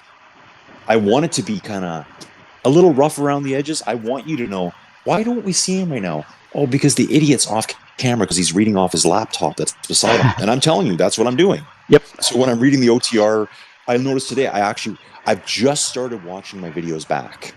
Mostly because I'm doing different platforms and I have to be careful where I put my camera. Yep. So in OBS, you can set up different scenes? Yep. Yep, you can set up different scenes. My problem right now is I still don't know enough about MyWhoosh. Like today, I partially had the leaderboard covered. Yep. Last week I had it totally covered. Yep. But it's just a learning process, and I'm like, you know what? No one else is doing this. I'm fun enough, and I can joke around with people, and yep. It seems to just fly. People know what they're going to get with me, and I think I do a pretty decent job at it. At least I hope so. I like when the racers comment like, "Wow, loved it." Yep. And I'm like, these guys are like legitimate cyclists too. If you could get the races into the Discord, because when we're racing in Aussie, each team has its own Discord, so we can talk to each other as a team. Yep. But if you could get the races on that, rather than in chat, because I'm sure you're aware, in the middle of a race, when you're on the threshold, typing is really hard.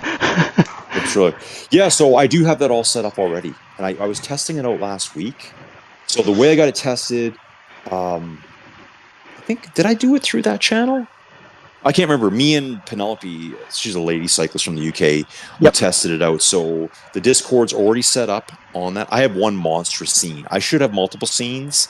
I have one scene for everything I do. Right? So multiple cameras. My good camera, I can't get a small enough image of me. It's too much in my face when I'm riding, so I use an older camera. So I have 2 cameras set up. I have MyWhoosh. I have a Training Peaks one. I have a Ruby one, and I have a Zwift one. Yep. And then my mic. So yeah, basically, I hear her perfectly through a headset. But all my audio is canceled, leaving back into my headset, and it comes through my main mic. Okay.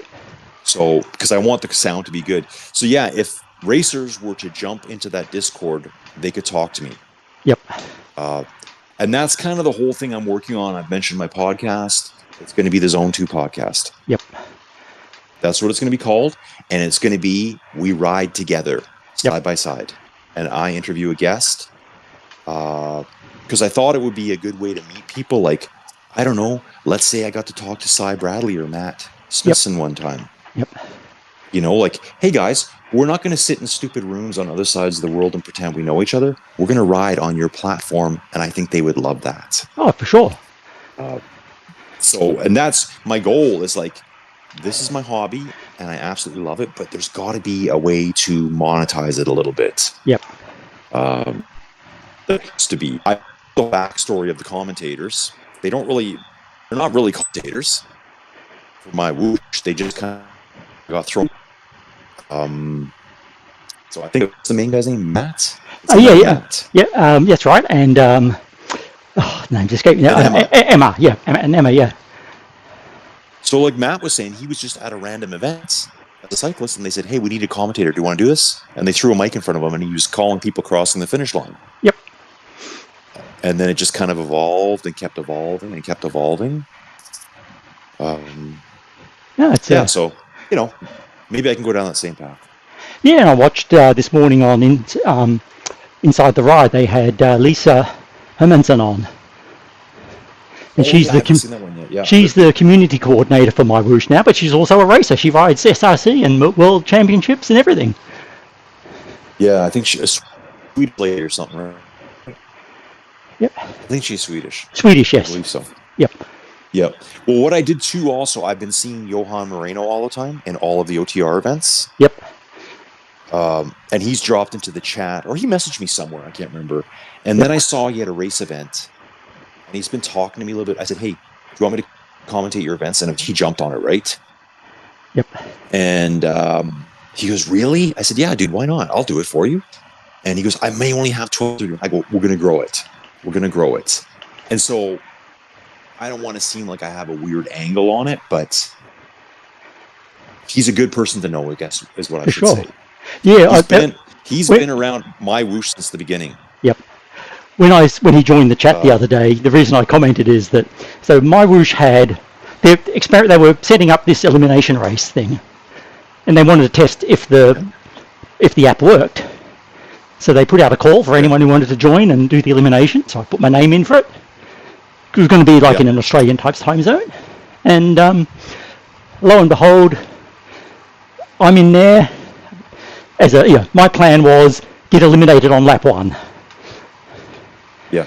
And you survived. We have our top team in Aussie is called the Sharks, and all those guys were in there. We had Luke Allport, who's a Cat 3 racer in actually maybe Cat 2 now on SRC. He was a semi-finalist in the World. We had Lionel Bujassin. Oh wow! And we had Johan. Yeah, I know that name.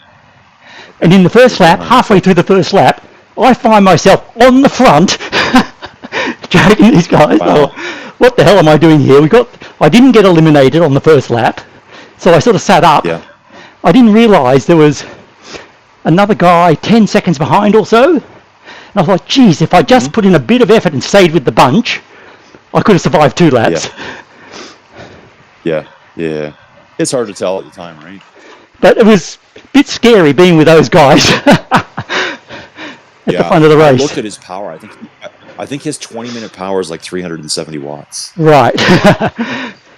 and he's not a big guy. So me and him have been having a little bit of talk back and forward. You know, he likes the commentary and stuff. Offered to do his race. So next Wednesday, I'm doing his race. Good. I think it's mostly Colombians, I think is what he told me. Yep.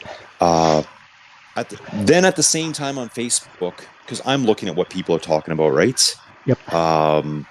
I saw him talking to Eric, something Borg, Reidenborg or something. Oh, yeah, yep. So he's got a race that same day too. So I'm like, I friended Eric. The next day in the morning, Johan messaged me and says, hey, my friend Eric has a race too. Maybe you guys should talk. I'm like, I already sent my friend request. So, and I know Eric used to be Cat 2. I think he's been Cat 2, Cat 3, back to Cat 2. I think he's back to Cat 3 now. Yep. These guys are known quantities on MyWhoosh. Yep. You know, I actually looked. Johan's got 144 Sunday Race Club appearances. Wow. That's how long he's been around on MyWhoosh. Yep. Like he said, hey, this guy's the owner. I said, who's the owner? He goes, this guy. And he sent me a picture of the guy with his arm around Johan. I'm like, okay, so you know the owner. That's a good guy to know, I think. Yep. Because, and I say it in my videos, I mean, and I know I ramble for a long time, and I honestly mean it. The Sunday Race Club videos, that doesn't really mean a lot to me. Just because that is such a tiny fraction of the community. Yeah. And I mean, I know MyWhoosh isn't big right now, but the majority of the community is not that 0.01%. No. It's the average Joes like us who are willing to commit and support the platform. Yep. I know MyWhoosh is free, but I'll pay for the season's pass. Yep. Oh, I love doing stuff like that. Yeah. I mean, on the other hand, though, like from my perspective, I do like Sunday Race Club because I see guys there in Cat 3 and Cat 4 that are in my club. Yeah. So I can relate to it a bit. I started looking at it, so I was scanning through the riders. I saw a Ruvi guy over there. Yep. His name's Peter Otruba. I see him on Ruvi all the time. Not really that strong, but he's competing there. And good for him. Yep. Like, if I see him, if I could call his races, I would. If I could call Sunday Race Club races, I would do it. But there's no way I can do it, I don't think. No, you can't, because it's tied. It's tied up with Emma and Matt, because you can't spectate the ride on the app. Right. Okay. You can only watch it on YouTube. Yes. Those ones are all tied up. Yep. So I'm trying to do something that's a little bit more outside and say, how many people are in Sunday Race Club? A couple hundred, 200 to 300. Yeah. Maybe. What about the other 4,000 or 5,000 people that ride on MyWhoosh every day? Yeah. So that's my angle, if you want to call it that. No, I like that one, because you want to do the average person's race. Yeah, and I mean, and some of them aren't that average. Like when Johan's racing and Torsten. Torsten's messaged me directly. I think he's racing Cat 3 on Sunday Race Club. But yeah, those guys are mixing it up with the average people, which I think is really cool. Yep. And again, today, who was it? Roy Neal. He came across. I've ridden with him lots on Ruvi. So kind of hoping he came across because of my videos. Maybe. I don't know. There'll be a few more coming too. I know that. So it's pretty hard to beat free. Oh, it is. Absolutely. I love free stuff. And I mean, even the season's pass, what did that cost you? Like $10? Oh, it's nothing. Yeah. And the way I like that approach of, you're paying for something, you know what you're getting, for a limited time. I just don't like this idea of just forking over month after month, and you think, what am I actually getting? And it sort of disincentivizes them from improving the platform. Yeah, so the way they're doing it like a video game. When I did my first review video, I look at that and I think this is a video game. Someone over there studied how video. So Call of Duty, probably one of the biggest games in the world, is free to play. How do they make money? They have a battle pass, aka a season's pass. Yep. And it's exactly the same as the season pass. They have a free track and they have a paid track. And the free track, you'll get a reward once every 5 levels. So you grind, you play for like 8 hours straight, you unlock a level, you get nothing. On the paid pass, you get something every level. Cool. So you're just getting ahead, and that's the exact same as the season's pass. And I did have a chance to try it. I probably had about a 2-week window to try that season's pass, and I just didn't get into it. I was too busy doing my Ruvi stuff, and now I'm kicking myself because there's stuff on there I'll never get now. Yep. Well, the other thing with the season pass, or the last one, was it cost you 150 gems or something? But whatever. Amongst the prizes were you could get back 120 of those gems. In gems. Yeah. So it just cost you nothing at the end of the day. Yeah, that's exactly how Call of Duty does. It'll be like, I started playing the new Call of Duty. Get 1,000 Ps. Will those mean? I don't even know. And to buy the paid version of the season's pass, you need 1,100. Somewhere along the way, I won 100. Got the seasons for free. Yep.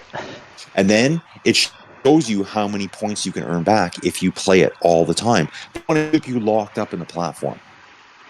Yep. It's a really good business model. And it works. If it works for Call of Duty, it'll work for MyWhoosh. Yep.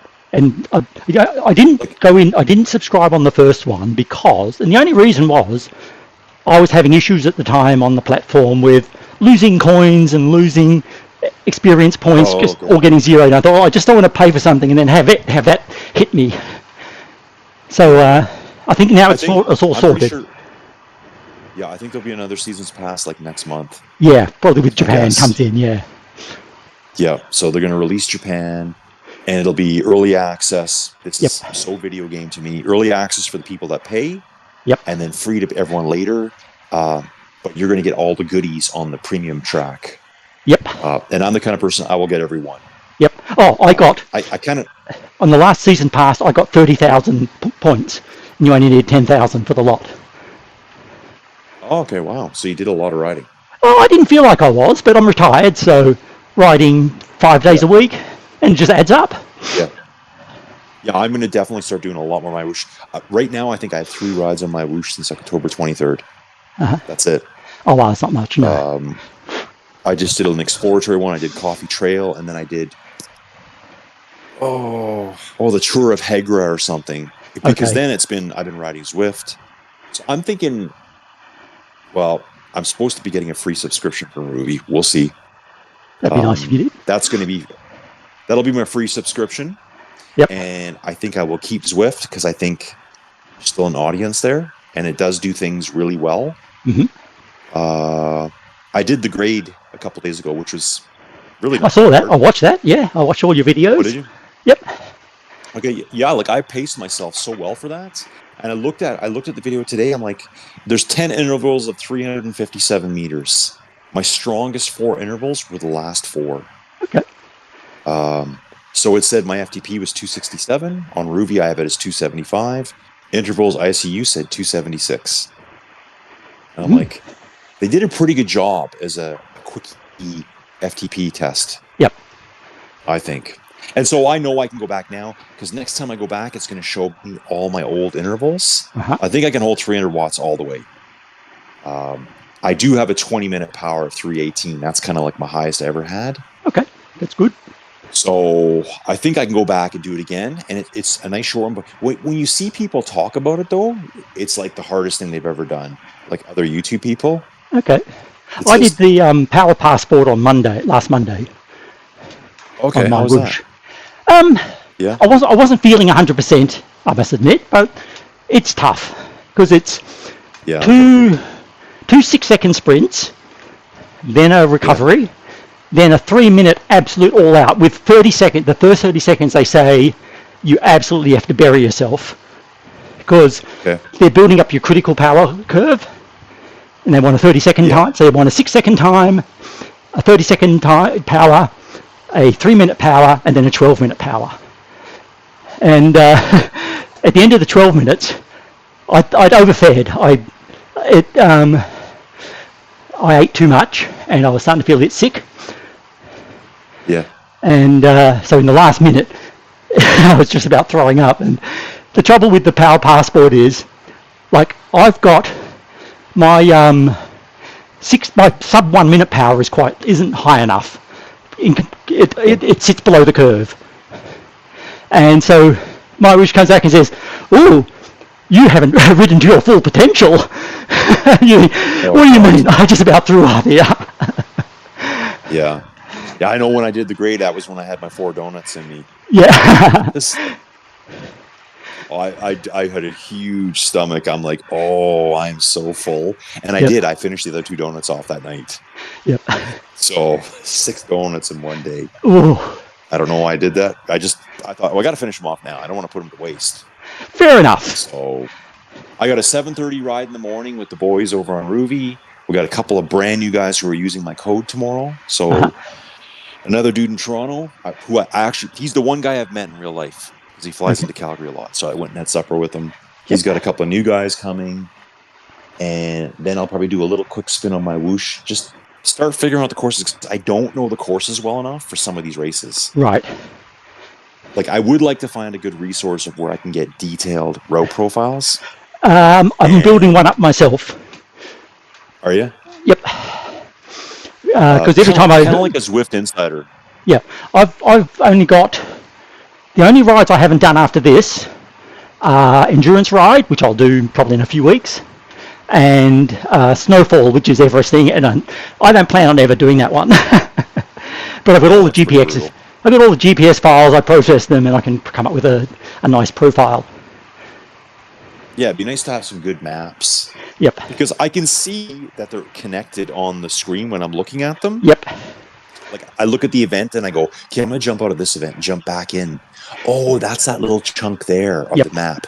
I want a big map, like kind of like what you can look at on Zwift and see, this is that portion of the map. Yeah, they're not very good at that. Again, I've started doing a small number. I did one for this ride because I thought, if someone wants to join in, say you wanted to do, look, I don't want to do Arabian Nights, I just want to do Jabel Hafeet and call it a day, for example. I thought, well, okay. Yeah.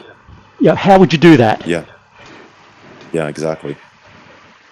So I built up that map, and I built up one or two others, but it's hard, it's a lot of work. Yeah. Well, I guess if you're building up the maps, yeah, you would know, you could tell someone where to join. Yeah. Right? Okay, you only want to ride 30K? Join me at this point. Like, when they were racing today, I've seen those bridges on the Coffee Trail route. Yep. I was like, I know where this is. I've been on these because I felt them. Yeah, those bridges were brutal today. Oh, yeah. How hard they were racing. And, I actually look back and go, wow, I did call it right, because I said it at the very beginning of the video. I said, those bridges are going to be brutal. Yep. Mind you, and in the older version of MyWhoosh, before they fixed up the physics to make it obey the laws of physics, they were even worse. Really? Yeah, because simply put, I like MyWhoosh now because it now obeys it obeys conservation of energy, and not many other platforms do. Right. Not even, IndieVelo always claimed that they've got a very accurate model. I've modeled it. No. It's more like the old MyWhoosh one. Because what MyWhoosh does is you maintain momentum now. So if you're going downhill and hit a climb, you still coast up a little bit up the other side. Yeah. And it's energy based. Yeah. Yeah, I really like it. I love the graphics. It's the best looking out of all of them. Absolutely. I do like IndieVelo too, and I've had a few guys contact me. I just haven't got into the racing yet there, though. Yep. I've done the... I don't know if that one will ever make it. Yeah, I've done the team time trials there.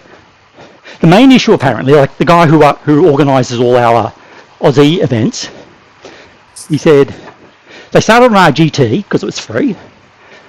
They then went to IndieVelo because it was free once RGT went. Right, yeah. They started using MyWhoosh, but he's not reluctant. The problem with MyWhoosh is setting up an event is so hard compared to the other platforms. Okay. It's a very manual process. Yeah, it's very manual. You've got to fill in a form, and 48 hours later, they'll set it up. Oh, wow. Whereas in IndieVelo, like the other day on IndieVelo, one of our team called and said, hey, I'm running late at work. Can we shift the start time? So we just go in, shift it half an hour, no problem. Can't do that on MyWhoosh. Yep. So hopefully they'll fix that. If they fix that, our guy says he'd switch over to IndieVelo to MyWhoosh in a heartbeat. Yeah, you need to be able to do I can set up a Ruby event for tomorrow morning, like in 2 or 3 minutes from my phone. Yeah, that's what you want. I find the route that I want. I was going to do a 90K tomorrow. There's another girl that does big events, and I'm just like, I don't want to pull from her people. Yeah. Because people think, oh, Colin's riding, he's going to do a stream. We can all watch a stream at the same time, and then everyone leaves her event. So, anyways, so just set up for my phone, invite the friends I want. I can invite all my friends, and then it's done. Yeah, we had just before the Worlds or before the semis, we were doing OTR time trials. And for that time period, MyWhoosh, we used to have premium events for our time trials. So you could say who could join, who couldn't. But we then had to start setting them up as community events. And all sorts of people would join on your team time trial. And we actually had Catherine Fewer and who's the other guy, Mike, her partner, Mike from Michael something. They joined our team time trial for a training ride. Oh, wow. I think it was just innocent. It was innocent. They didn't understand. They just thought, oh, he's a ride, we'll do that. Yeah, exactly. We do a time trial one on Ruby. It's Gem City that does it. We know that guy really well. He rides this all the time. It's set up as a group ride, though. So there is a magnet effect. Yep. So basically, you got to stick with your leader. You can't let your leader fail. Uh-huh. It's also good, too, for new people. If we're pushing 320, 330 watts for 12 minutes, there's people that are barely doing 150. Yep. So the magnet's going to help pull them along a little bit. Yep. Right? The magnet, the way it works on Ruby is, the further back you go, the more draft you get. Like yesterday when my bike was broken down. Yeah. So when I was really far behind, I got dumped in.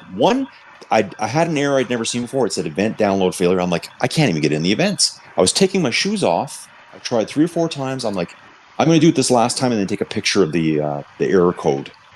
it lit up. And so in a group ride on Ruby, you have up to half an hour. You can jump in and you'll teleport to everyone. Okay. You'll teleport to the leader. So that's nice if you miss the start of a ride. Yeah. But then I've only got my big chain ring with about the fourth gear over from the biggest one. I was just spinning out of control. It was a flat to downhill route down Death Valley. But yeah, I was getting a 90% assist sitting way at the back. So you could have the world's strongest rider show up. Like some of these Cat 1 guys on a group ride would not be able to drop you. It's a really good process, like how they do it. So yeah, we do have a time trial on Ruby 2. It's fun. There's a handicap, which I don't understand. So you might have the fastest team. You might have the beasts. You'll get beaten by a weaker team. And so now what we figured out, the best thing you can do, have 3 really good riders and 2 terribly weak low FTP riders. Okay. Because their low FTP really helps your handicap. Okay. On Indy Velo, because yeah. I was going to say on Indy Velo, the series we're racing now allows you to have bots if you don't have enough riders. Yeah. But they're pretty useless. They either get dropped real quick or they go flying off the front. Yeah. So I think I've done 2 Indy Velo videos. I've done a couple of rides. It's just hard focusing on all of them. Yep. Fair enough too. One thing I do like about Indy Velo that I'd love to see on MyWhoosh is the corner speeds, braking for corners. Oh yeah, that's my favorite thing. When I saw that, I'm like, are you kidding me? I loved it. Yep. I thought this is so cool. They've kind of made it, I don't want to say they've made it gamey, but I didn't understand at first. It's like if you accelerate out of the corner perfectly, you get the green light, right? Yes. And so at first I didn't understand that. I'm like, why does he have a green light on his bike? Because I'm just coasting out of the corner. I'm just letting it auto brake me, coasting out and then hammer. Yep. I did a little bit of a sprint, like just a seated sprint to accelerate quick.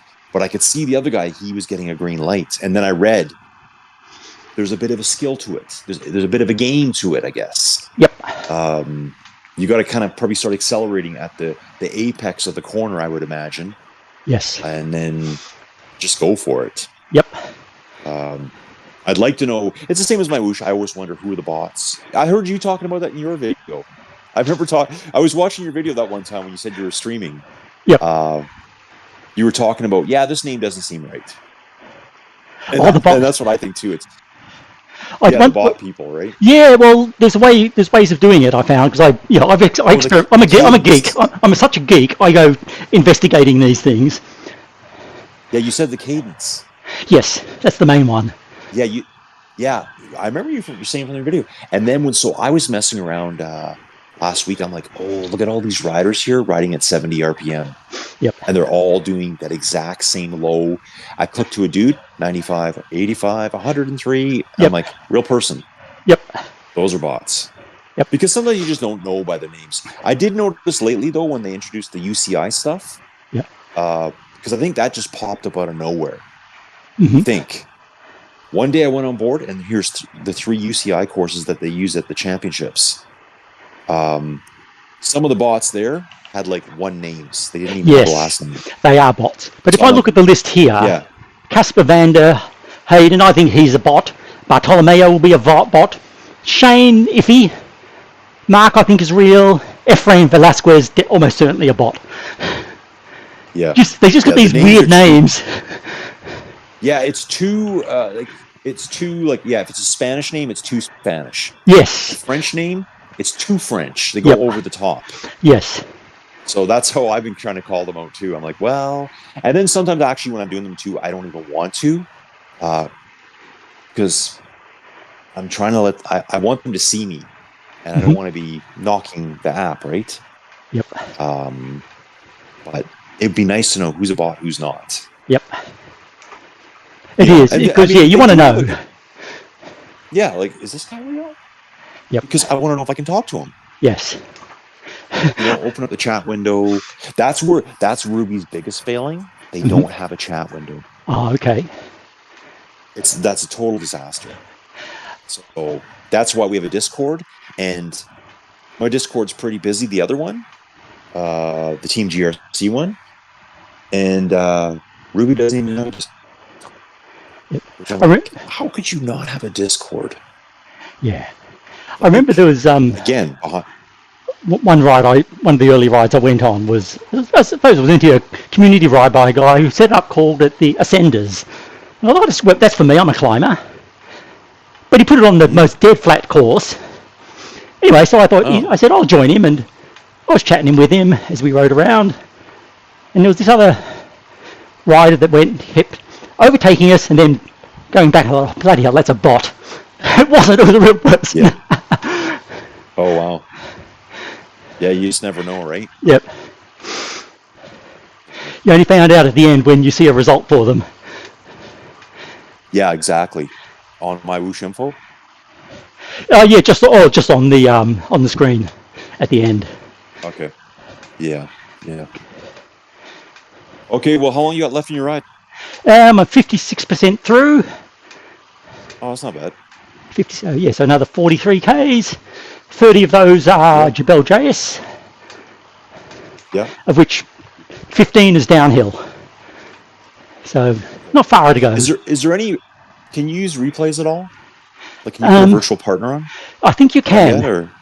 You can. When you start the ride, it asks you if you want to have a shadow or something.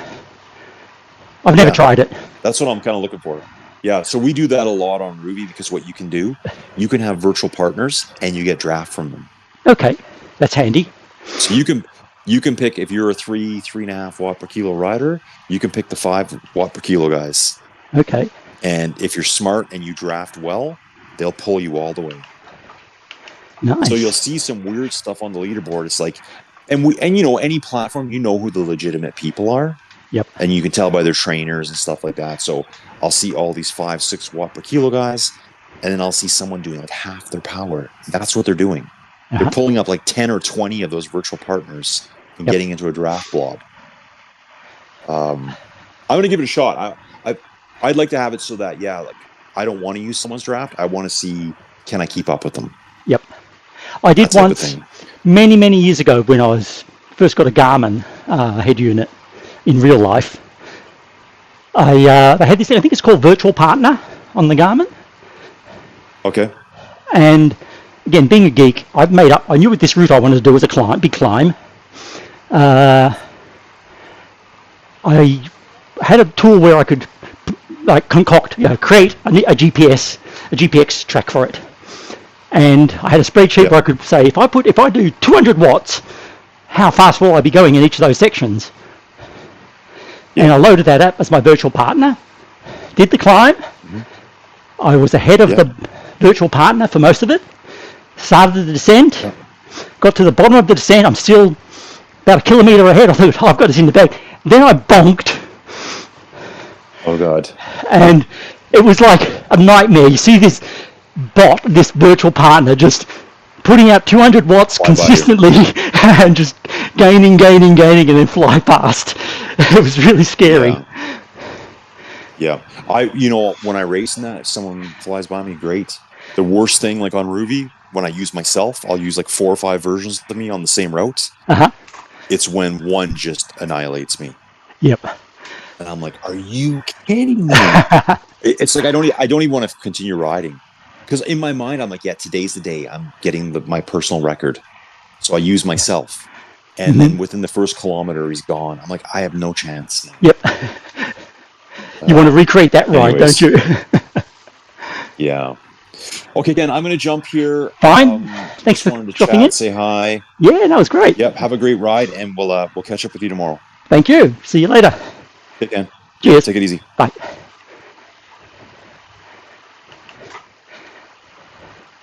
Yeah, really nice of Colin to drop in like that. It really helps to pass the time.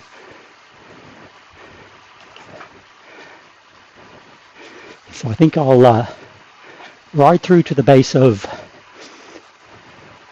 Jabel JS.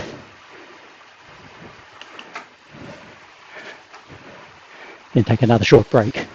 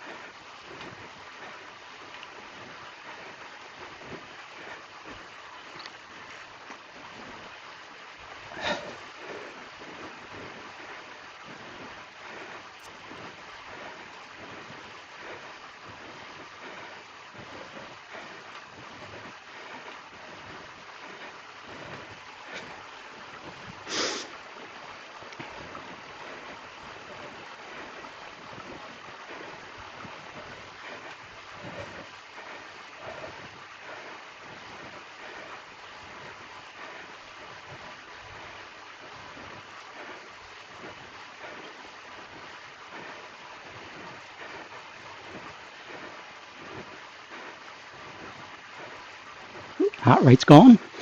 Now back again.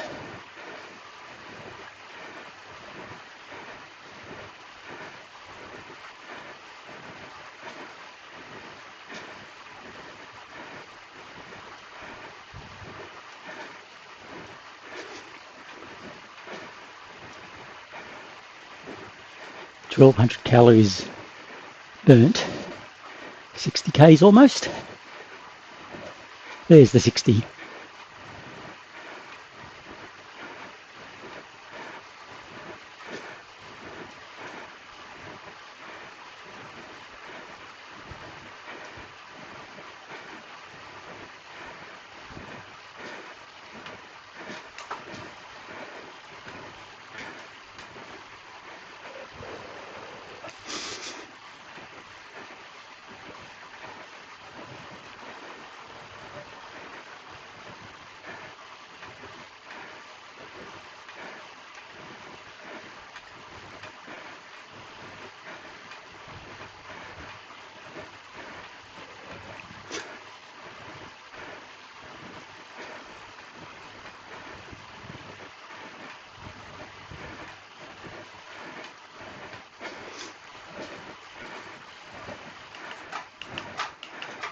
Just ease the cadence up a bit, get out of the saddle for a bit, rest the backside.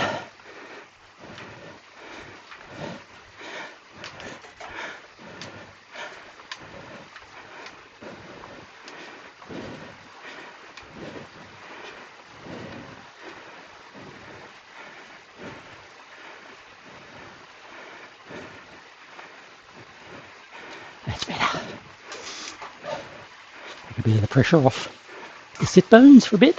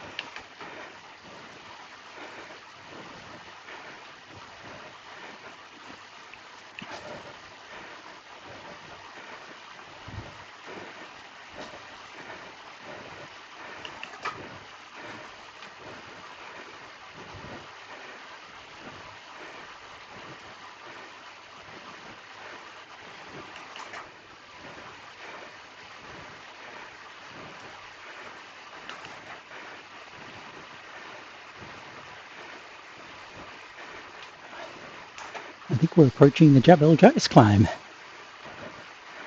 in a couple of Ks. So I know the sprint comes just before it. It looks like it looming ahead.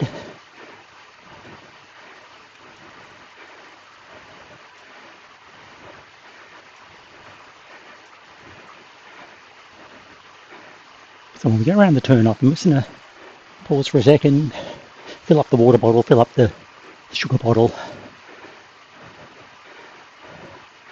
So I've got enough to get through the climb.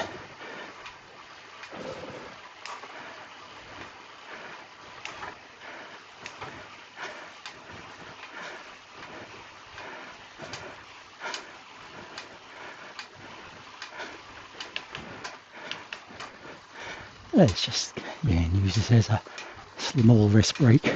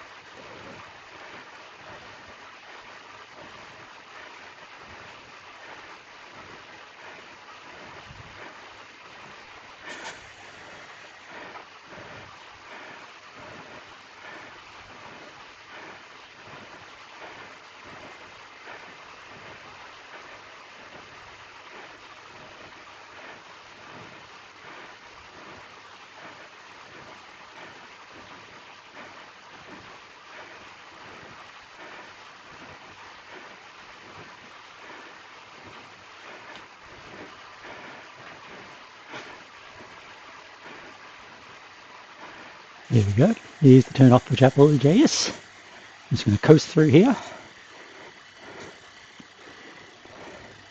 and fill up my bottles.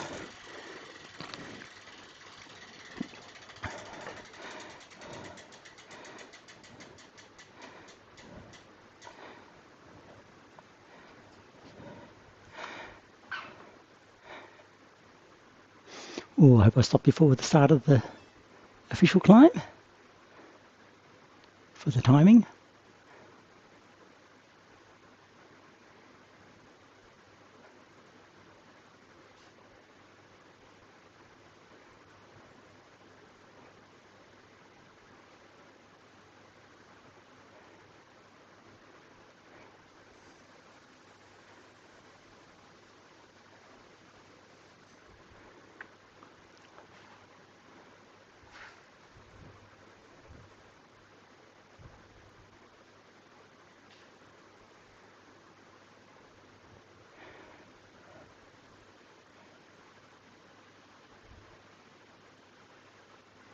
Okay, I'll go on mute and do my admin.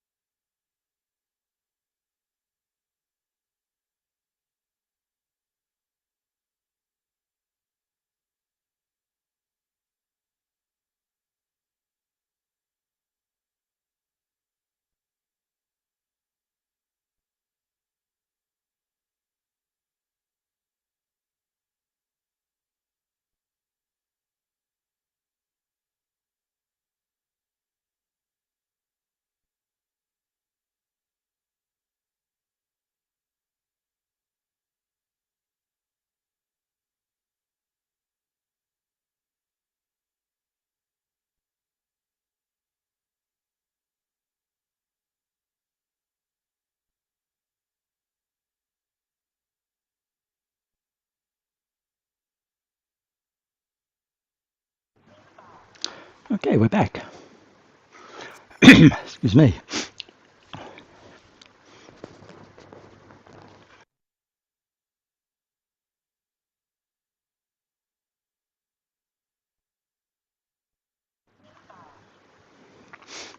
Okay, off mute.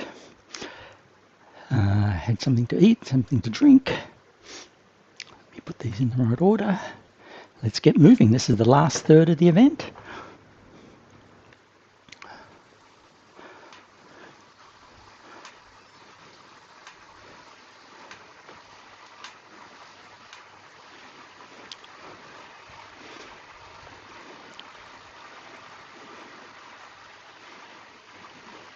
It's almost exactly 2 o'clock in the afternoon, so I've been going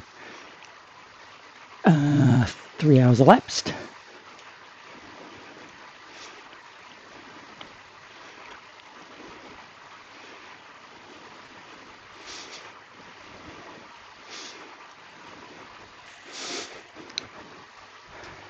And just greatly warm up again.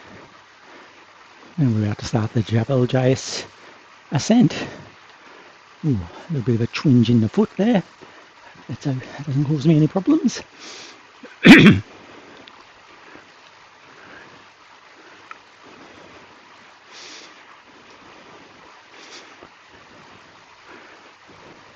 From memory, this climb is not as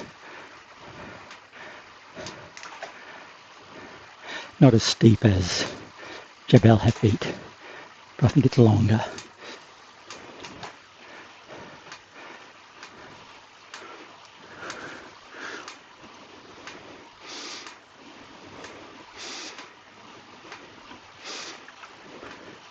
Oasis Peak climb, that's the one.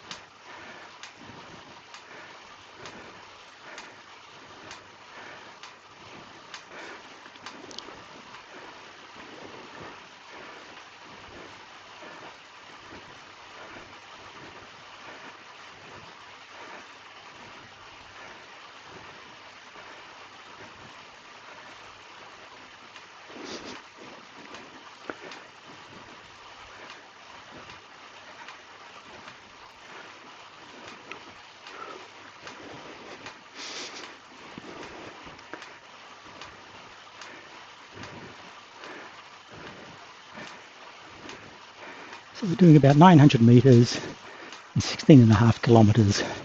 It's only like 5 or 6% average.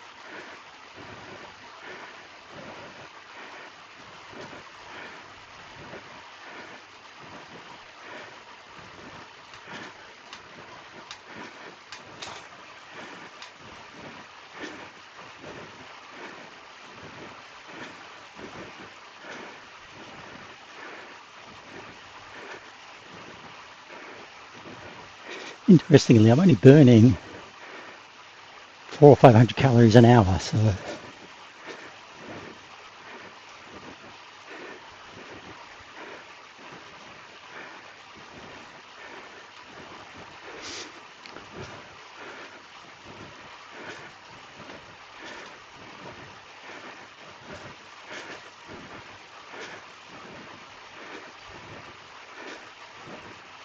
yeah, I suppose that's about right.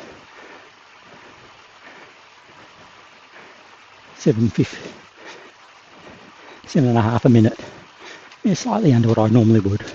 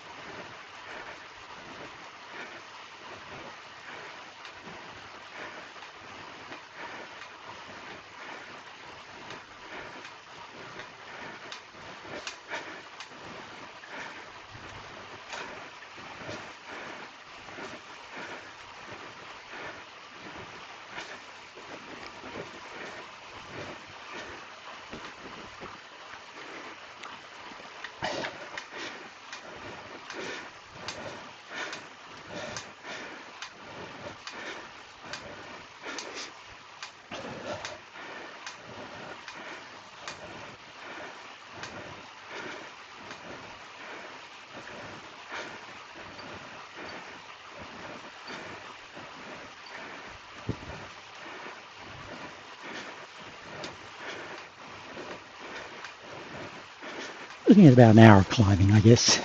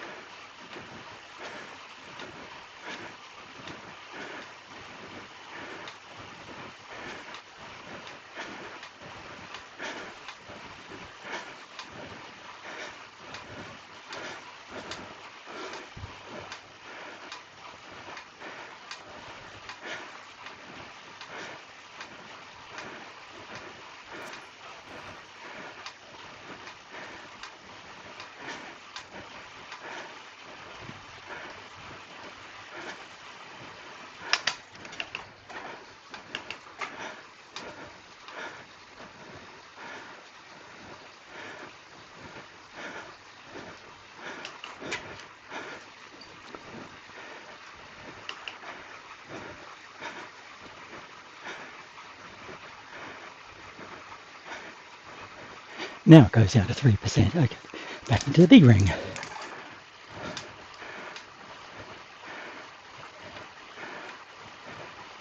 Now it goes up again. Oh, you can't win, can you?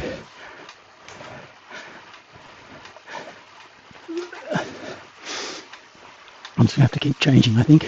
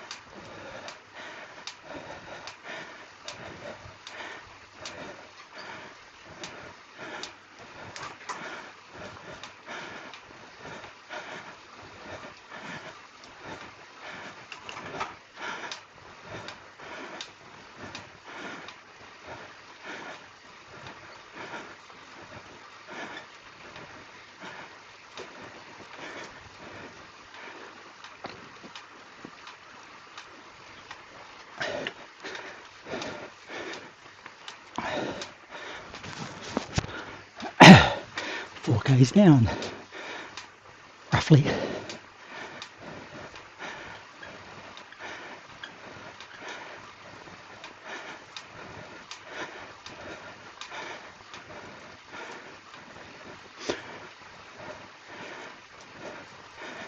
.700 metres claiming to go.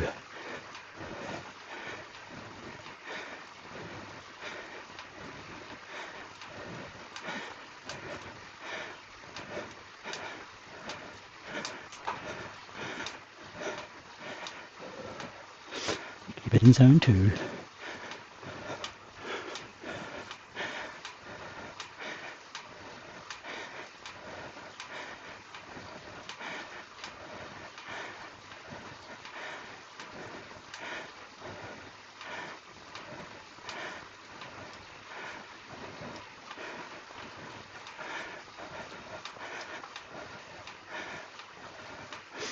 Definitely feeling fatigue in the legs now.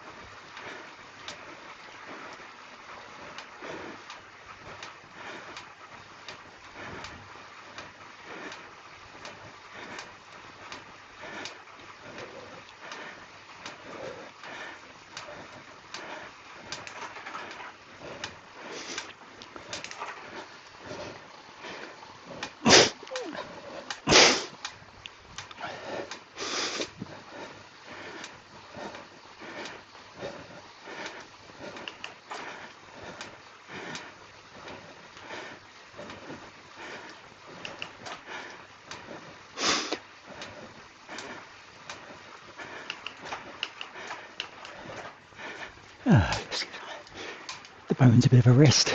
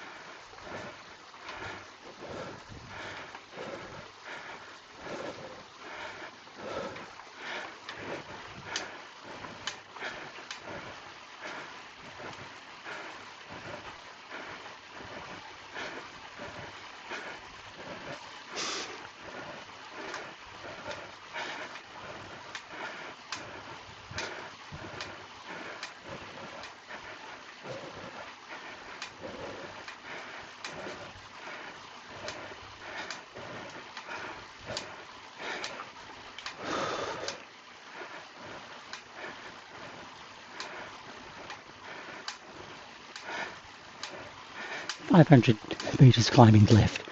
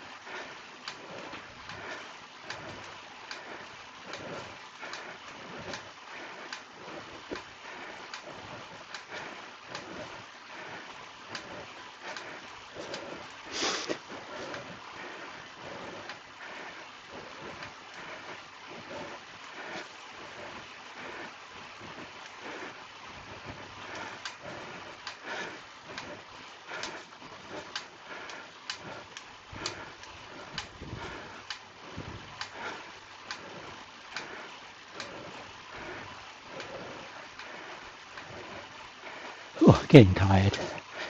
But, able to stay in the big ring. Let's keep the fuel going in.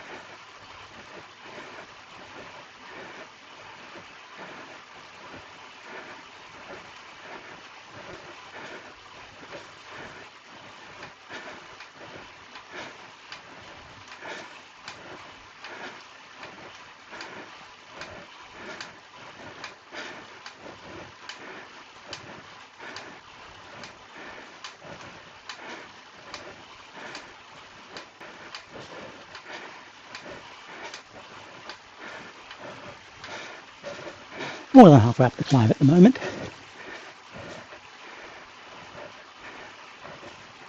Only 8 k's to go, and I think it flattens off a bit as well.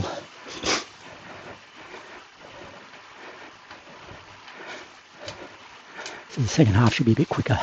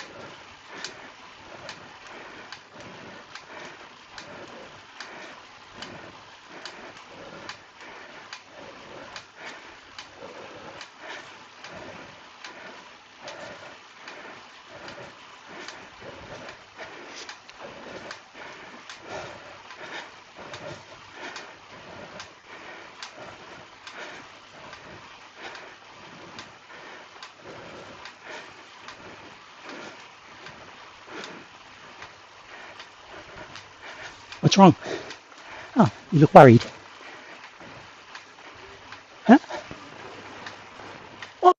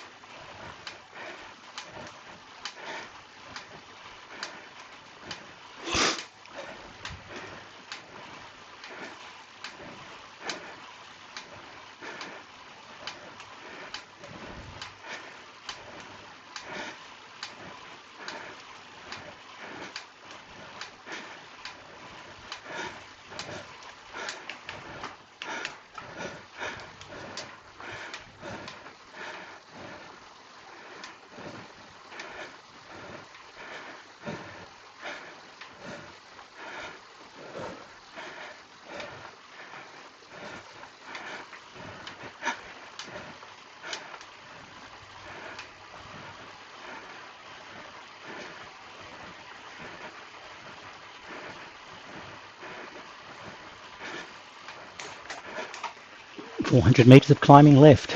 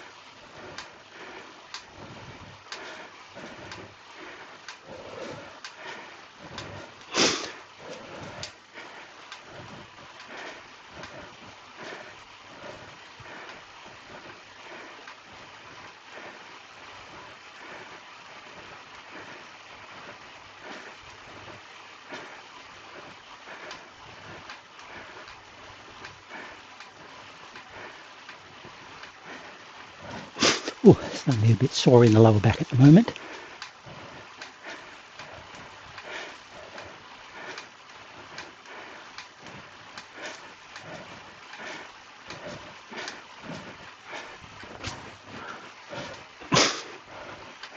$1,700 calories, nearly 3/4 of the way through altogether.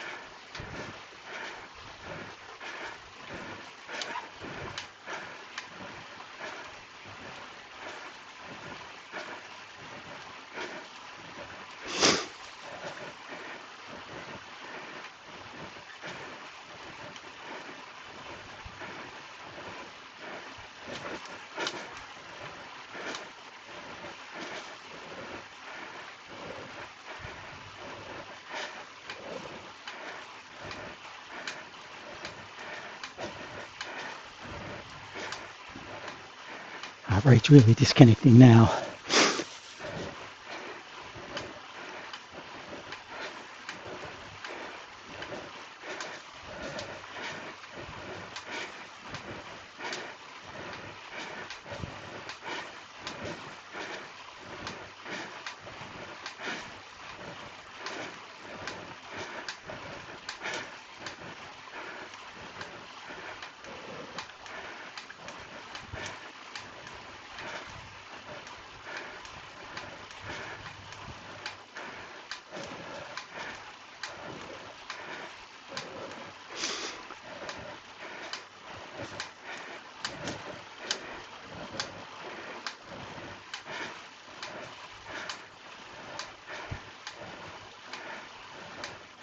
$1,600 climbing.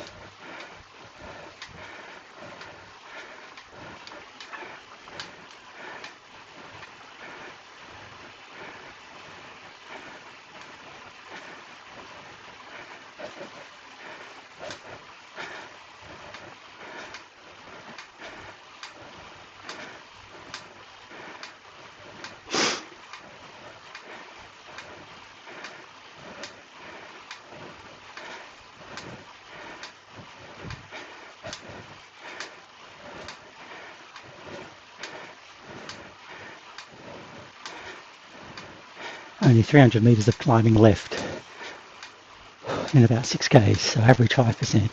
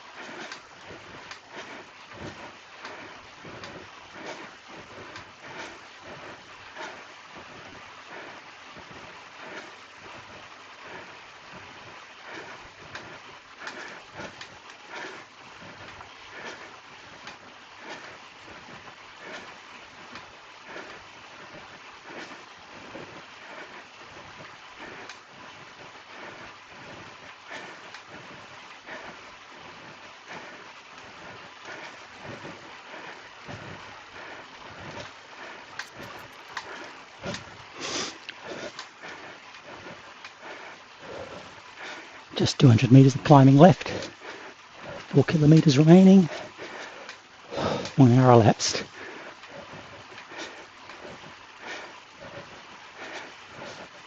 So 20 minutes or so.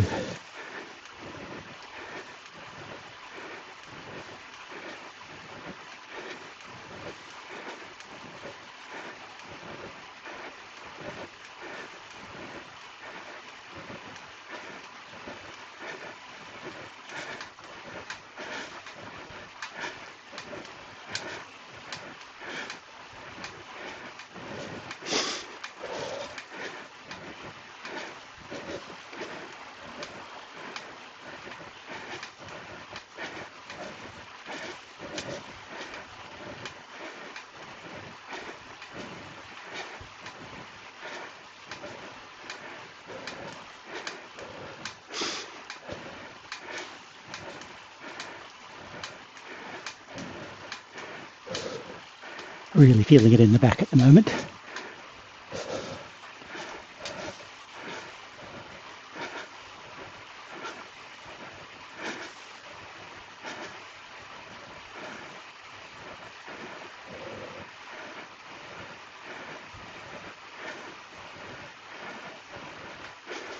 Still nearly at the top.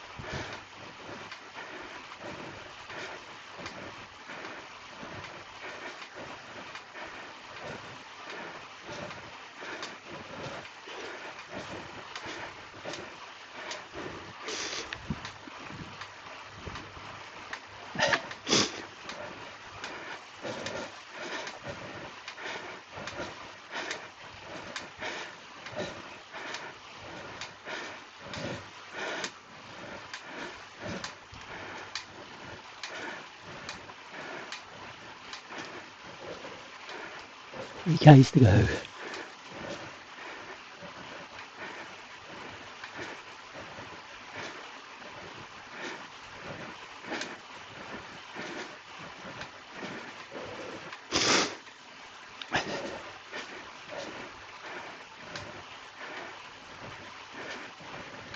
Looks like 2 corners left.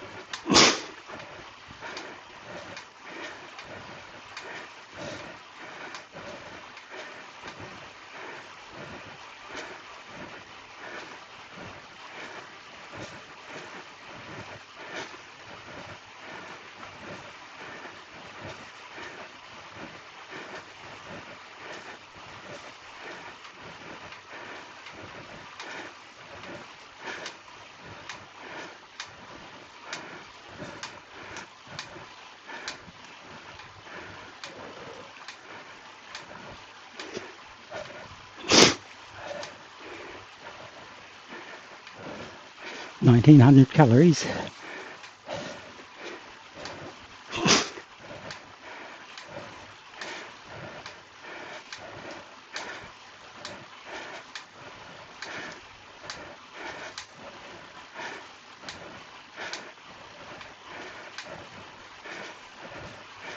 Meters of climbing left, and we can see the summit up there on the profile.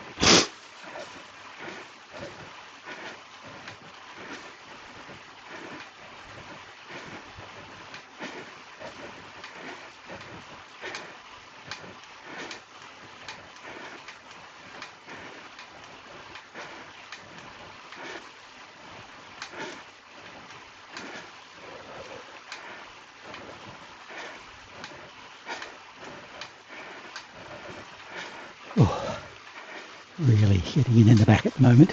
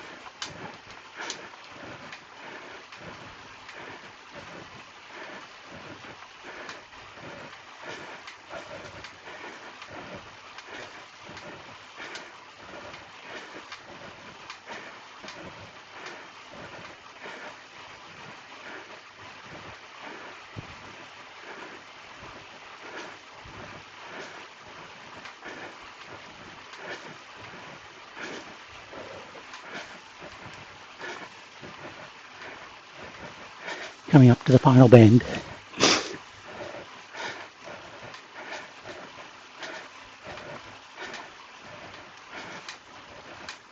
Try and stay in zone 2.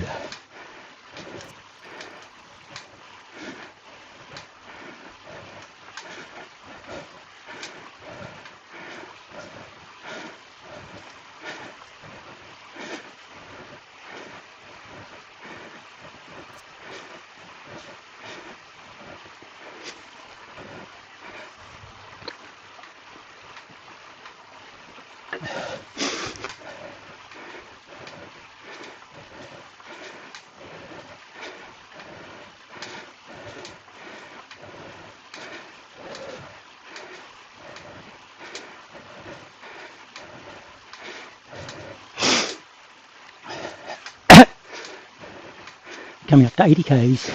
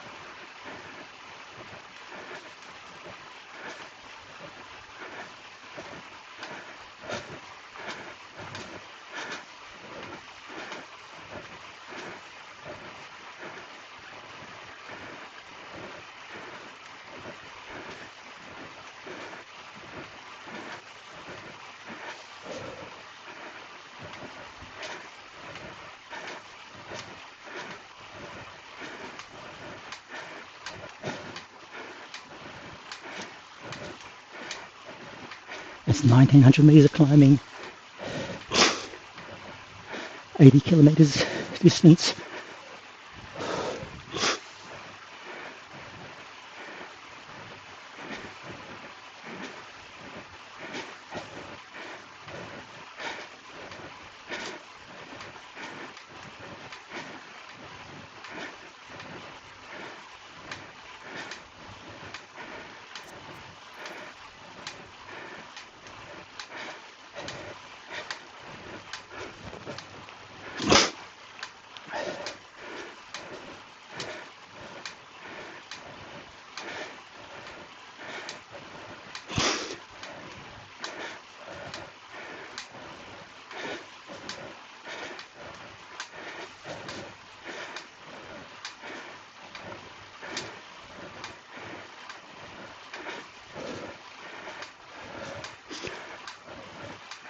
One K left. Counting them down now.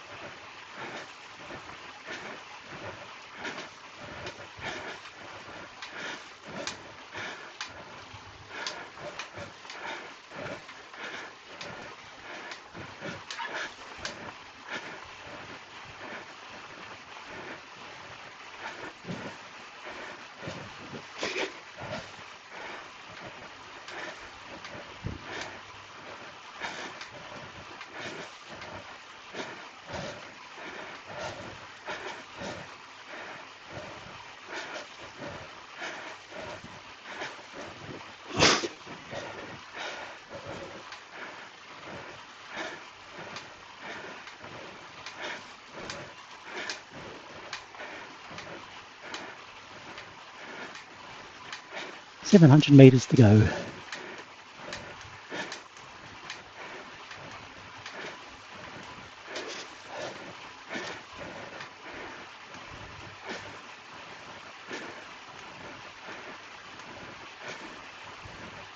Now it's time to level up.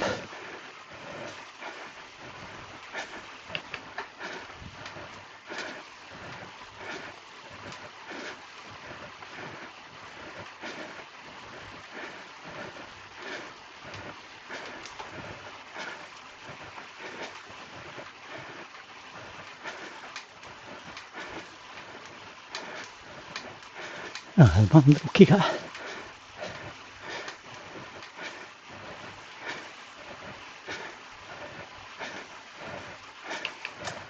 Now we're over it. 500 meters.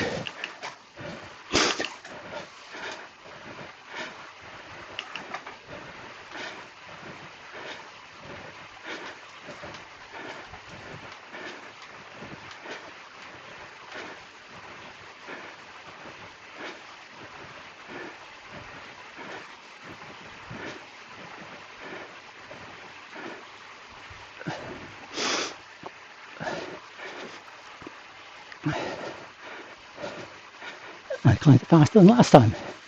There you go.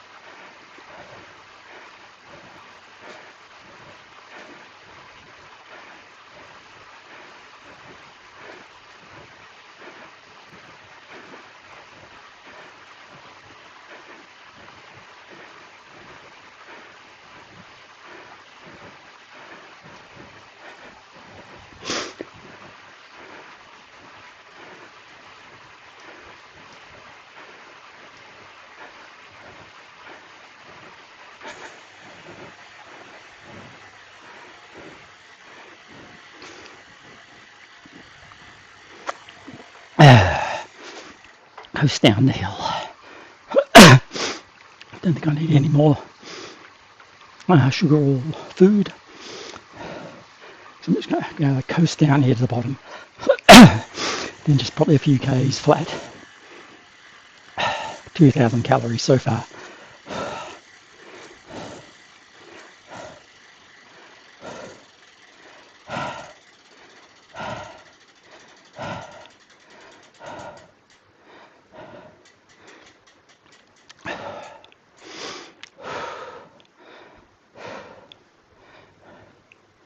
Yes, we've got plenty here.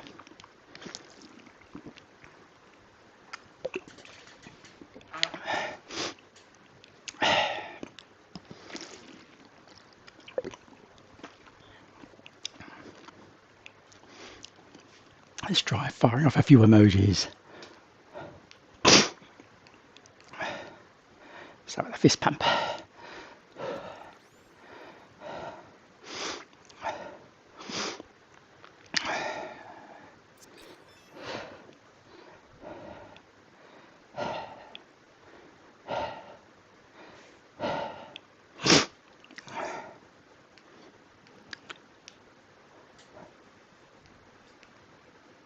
Wave to everyone.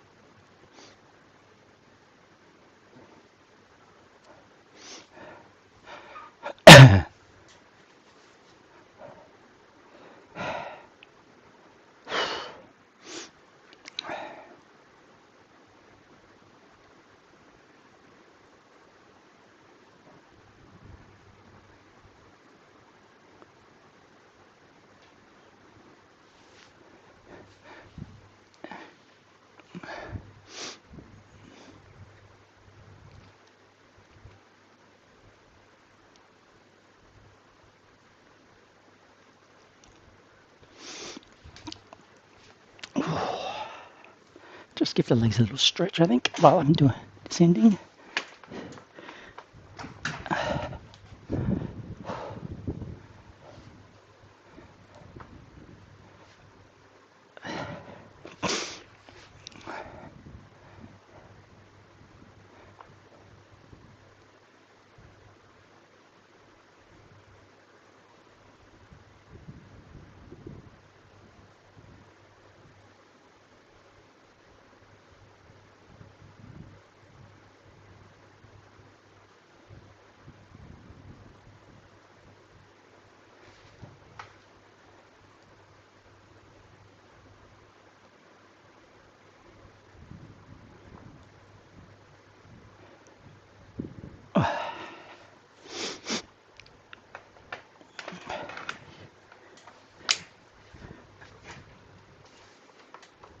Okay, now we're pretty well recovered with a heart rate 100.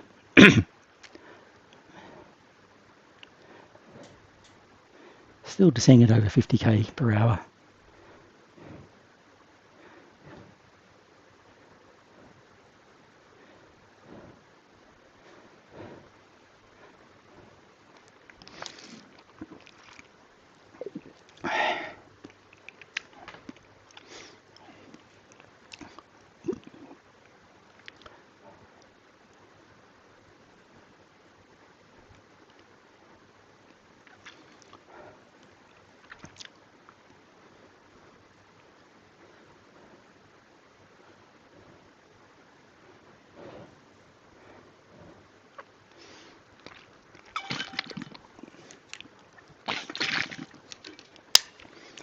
Bottle's empty.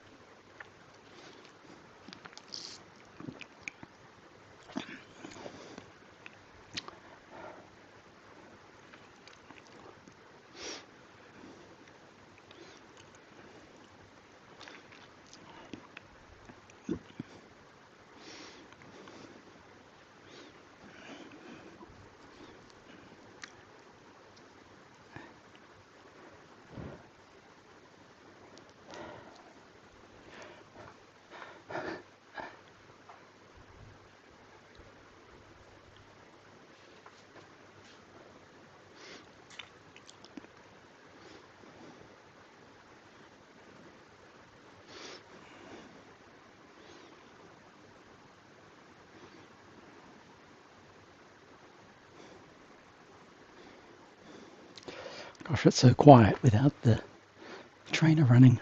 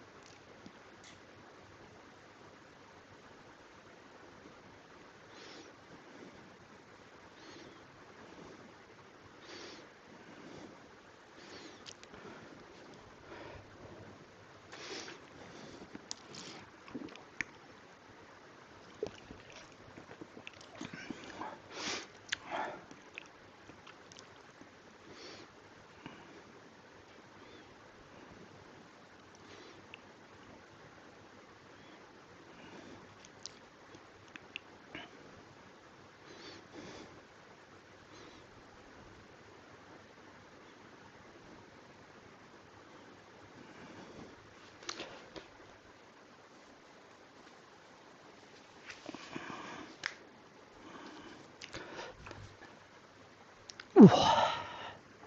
Stiffening up a bit here.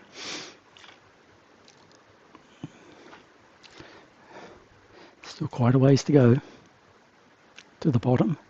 At least 2 kilometres.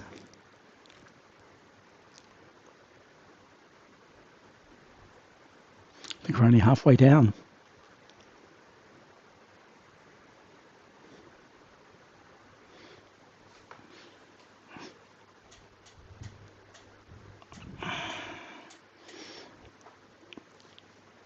Getting really stiff muscles in the upper back.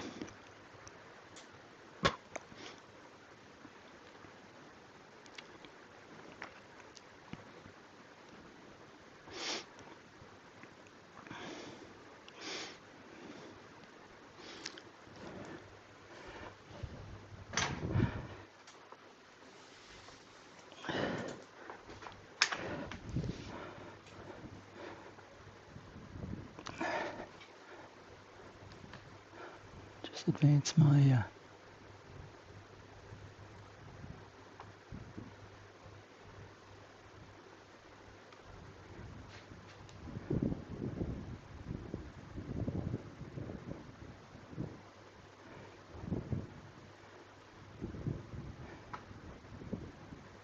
It's about 20 seconds difference between what I'm seeing on the screen and what I'm seeing on the live stream.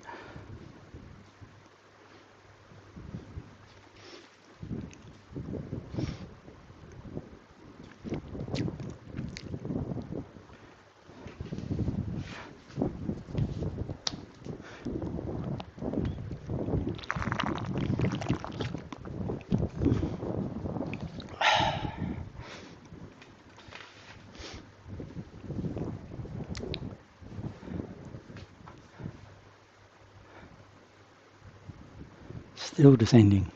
I think it goes down to about 97k, I guess.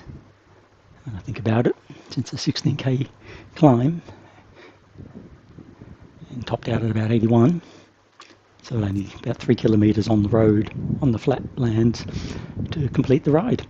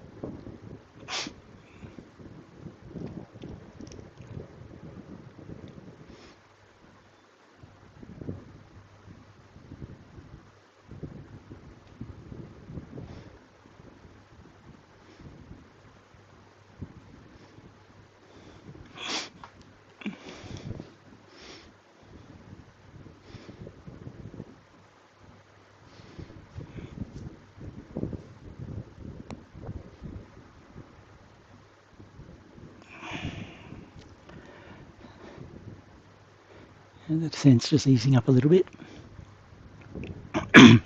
Still another 6 kilometres to go, I think.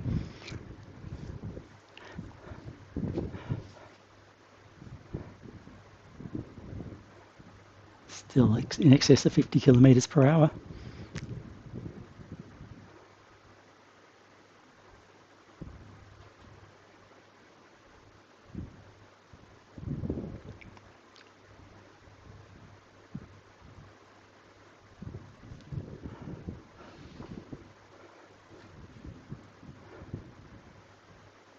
It's still another 6 or 7 minutes of descending, so where I can just chill for a bit.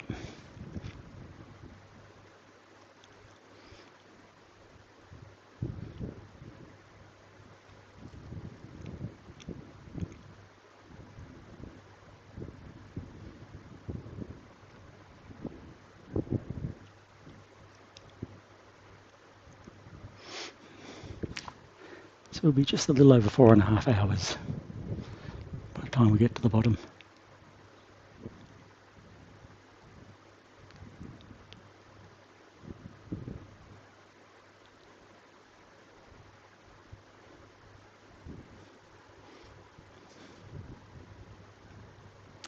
Time of day is 3:30. Started at 11. That's 4.5 hours, yeah. 4.5 hours elapsed. Didn't spend much stopping time in real life, or sorry, in virtual life. It did allow me to take a couple of breaks.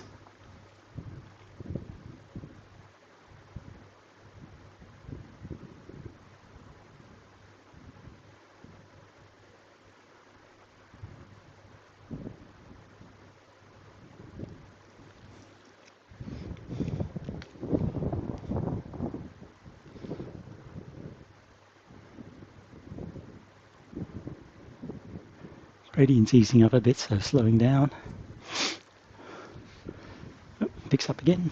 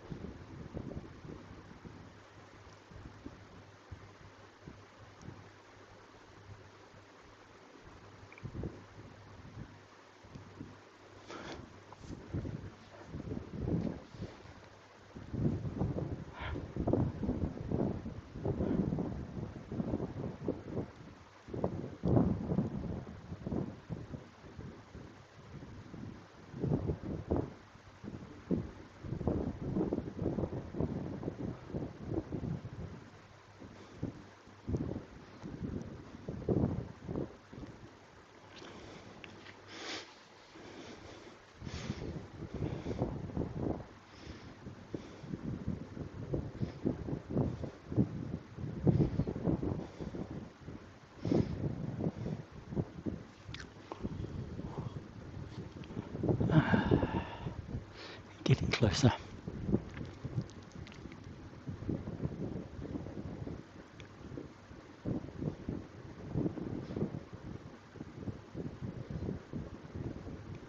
few more minutes.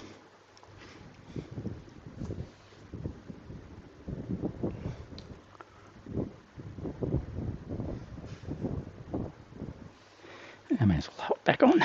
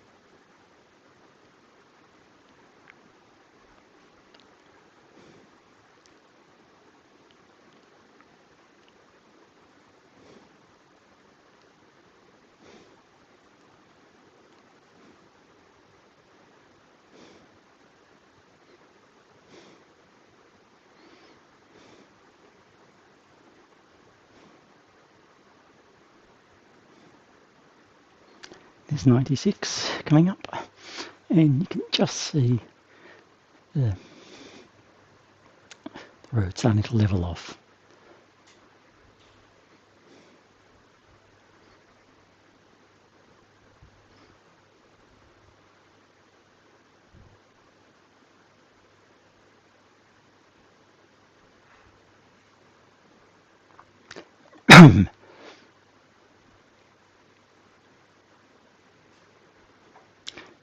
Okay, just start pedaling to get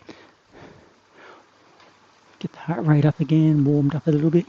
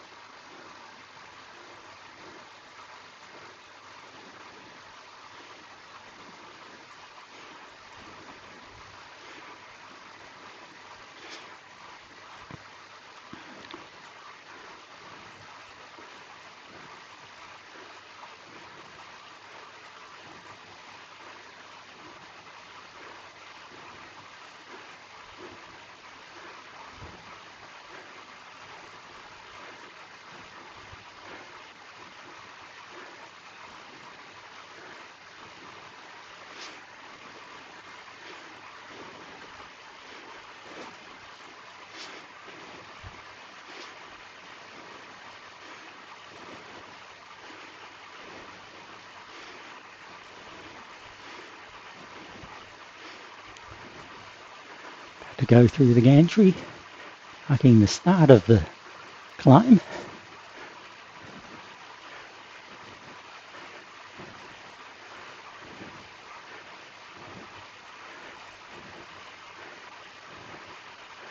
Three Ks to go.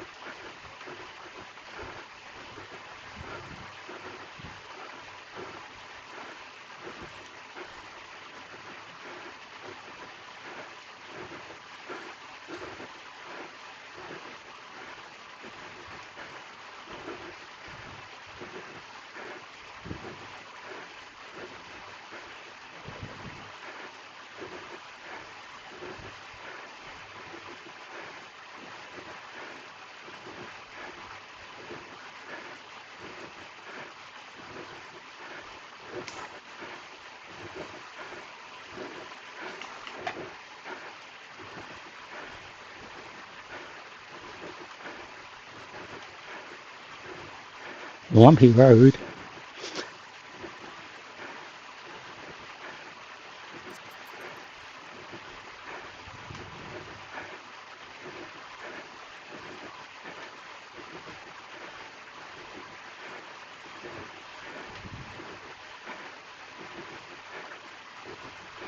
Two Ks left.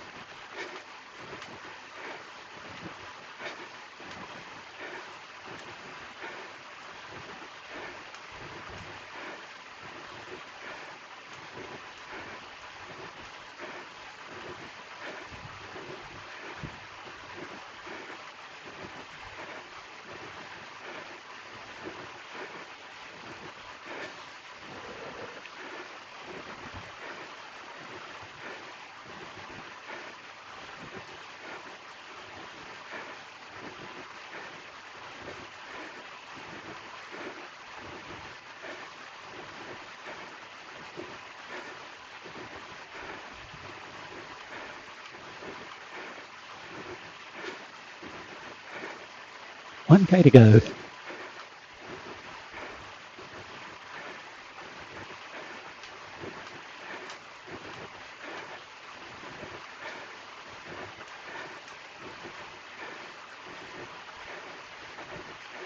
$900.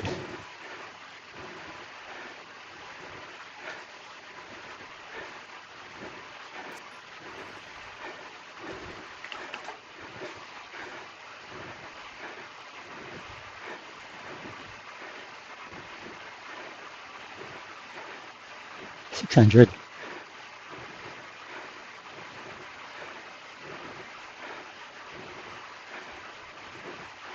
It might be less than 100.5. This looks like the finish. That's it.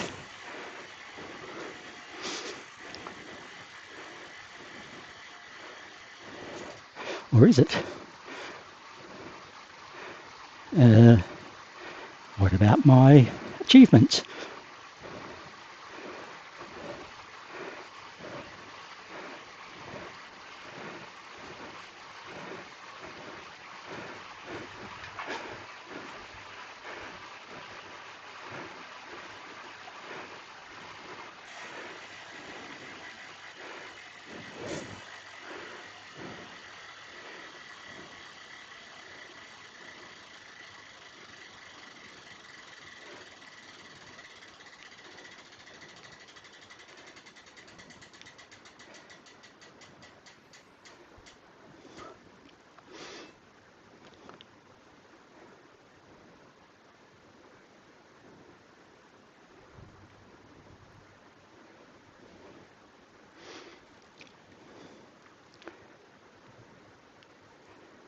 Didn't pop up my my achievements. I better find out what's going on there.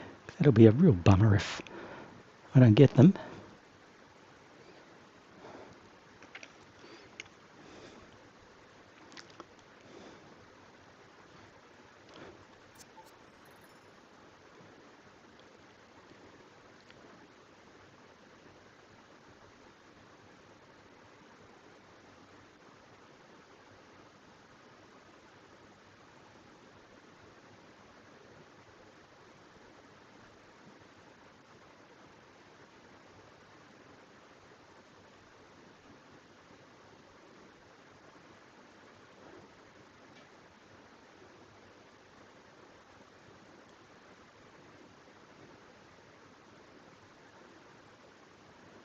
I'm accelerating rather than slowing. Here we go, now we'll slow down.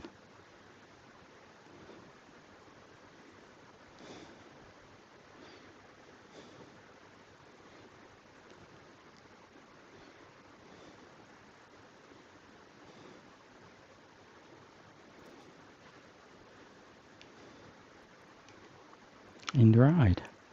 Upload.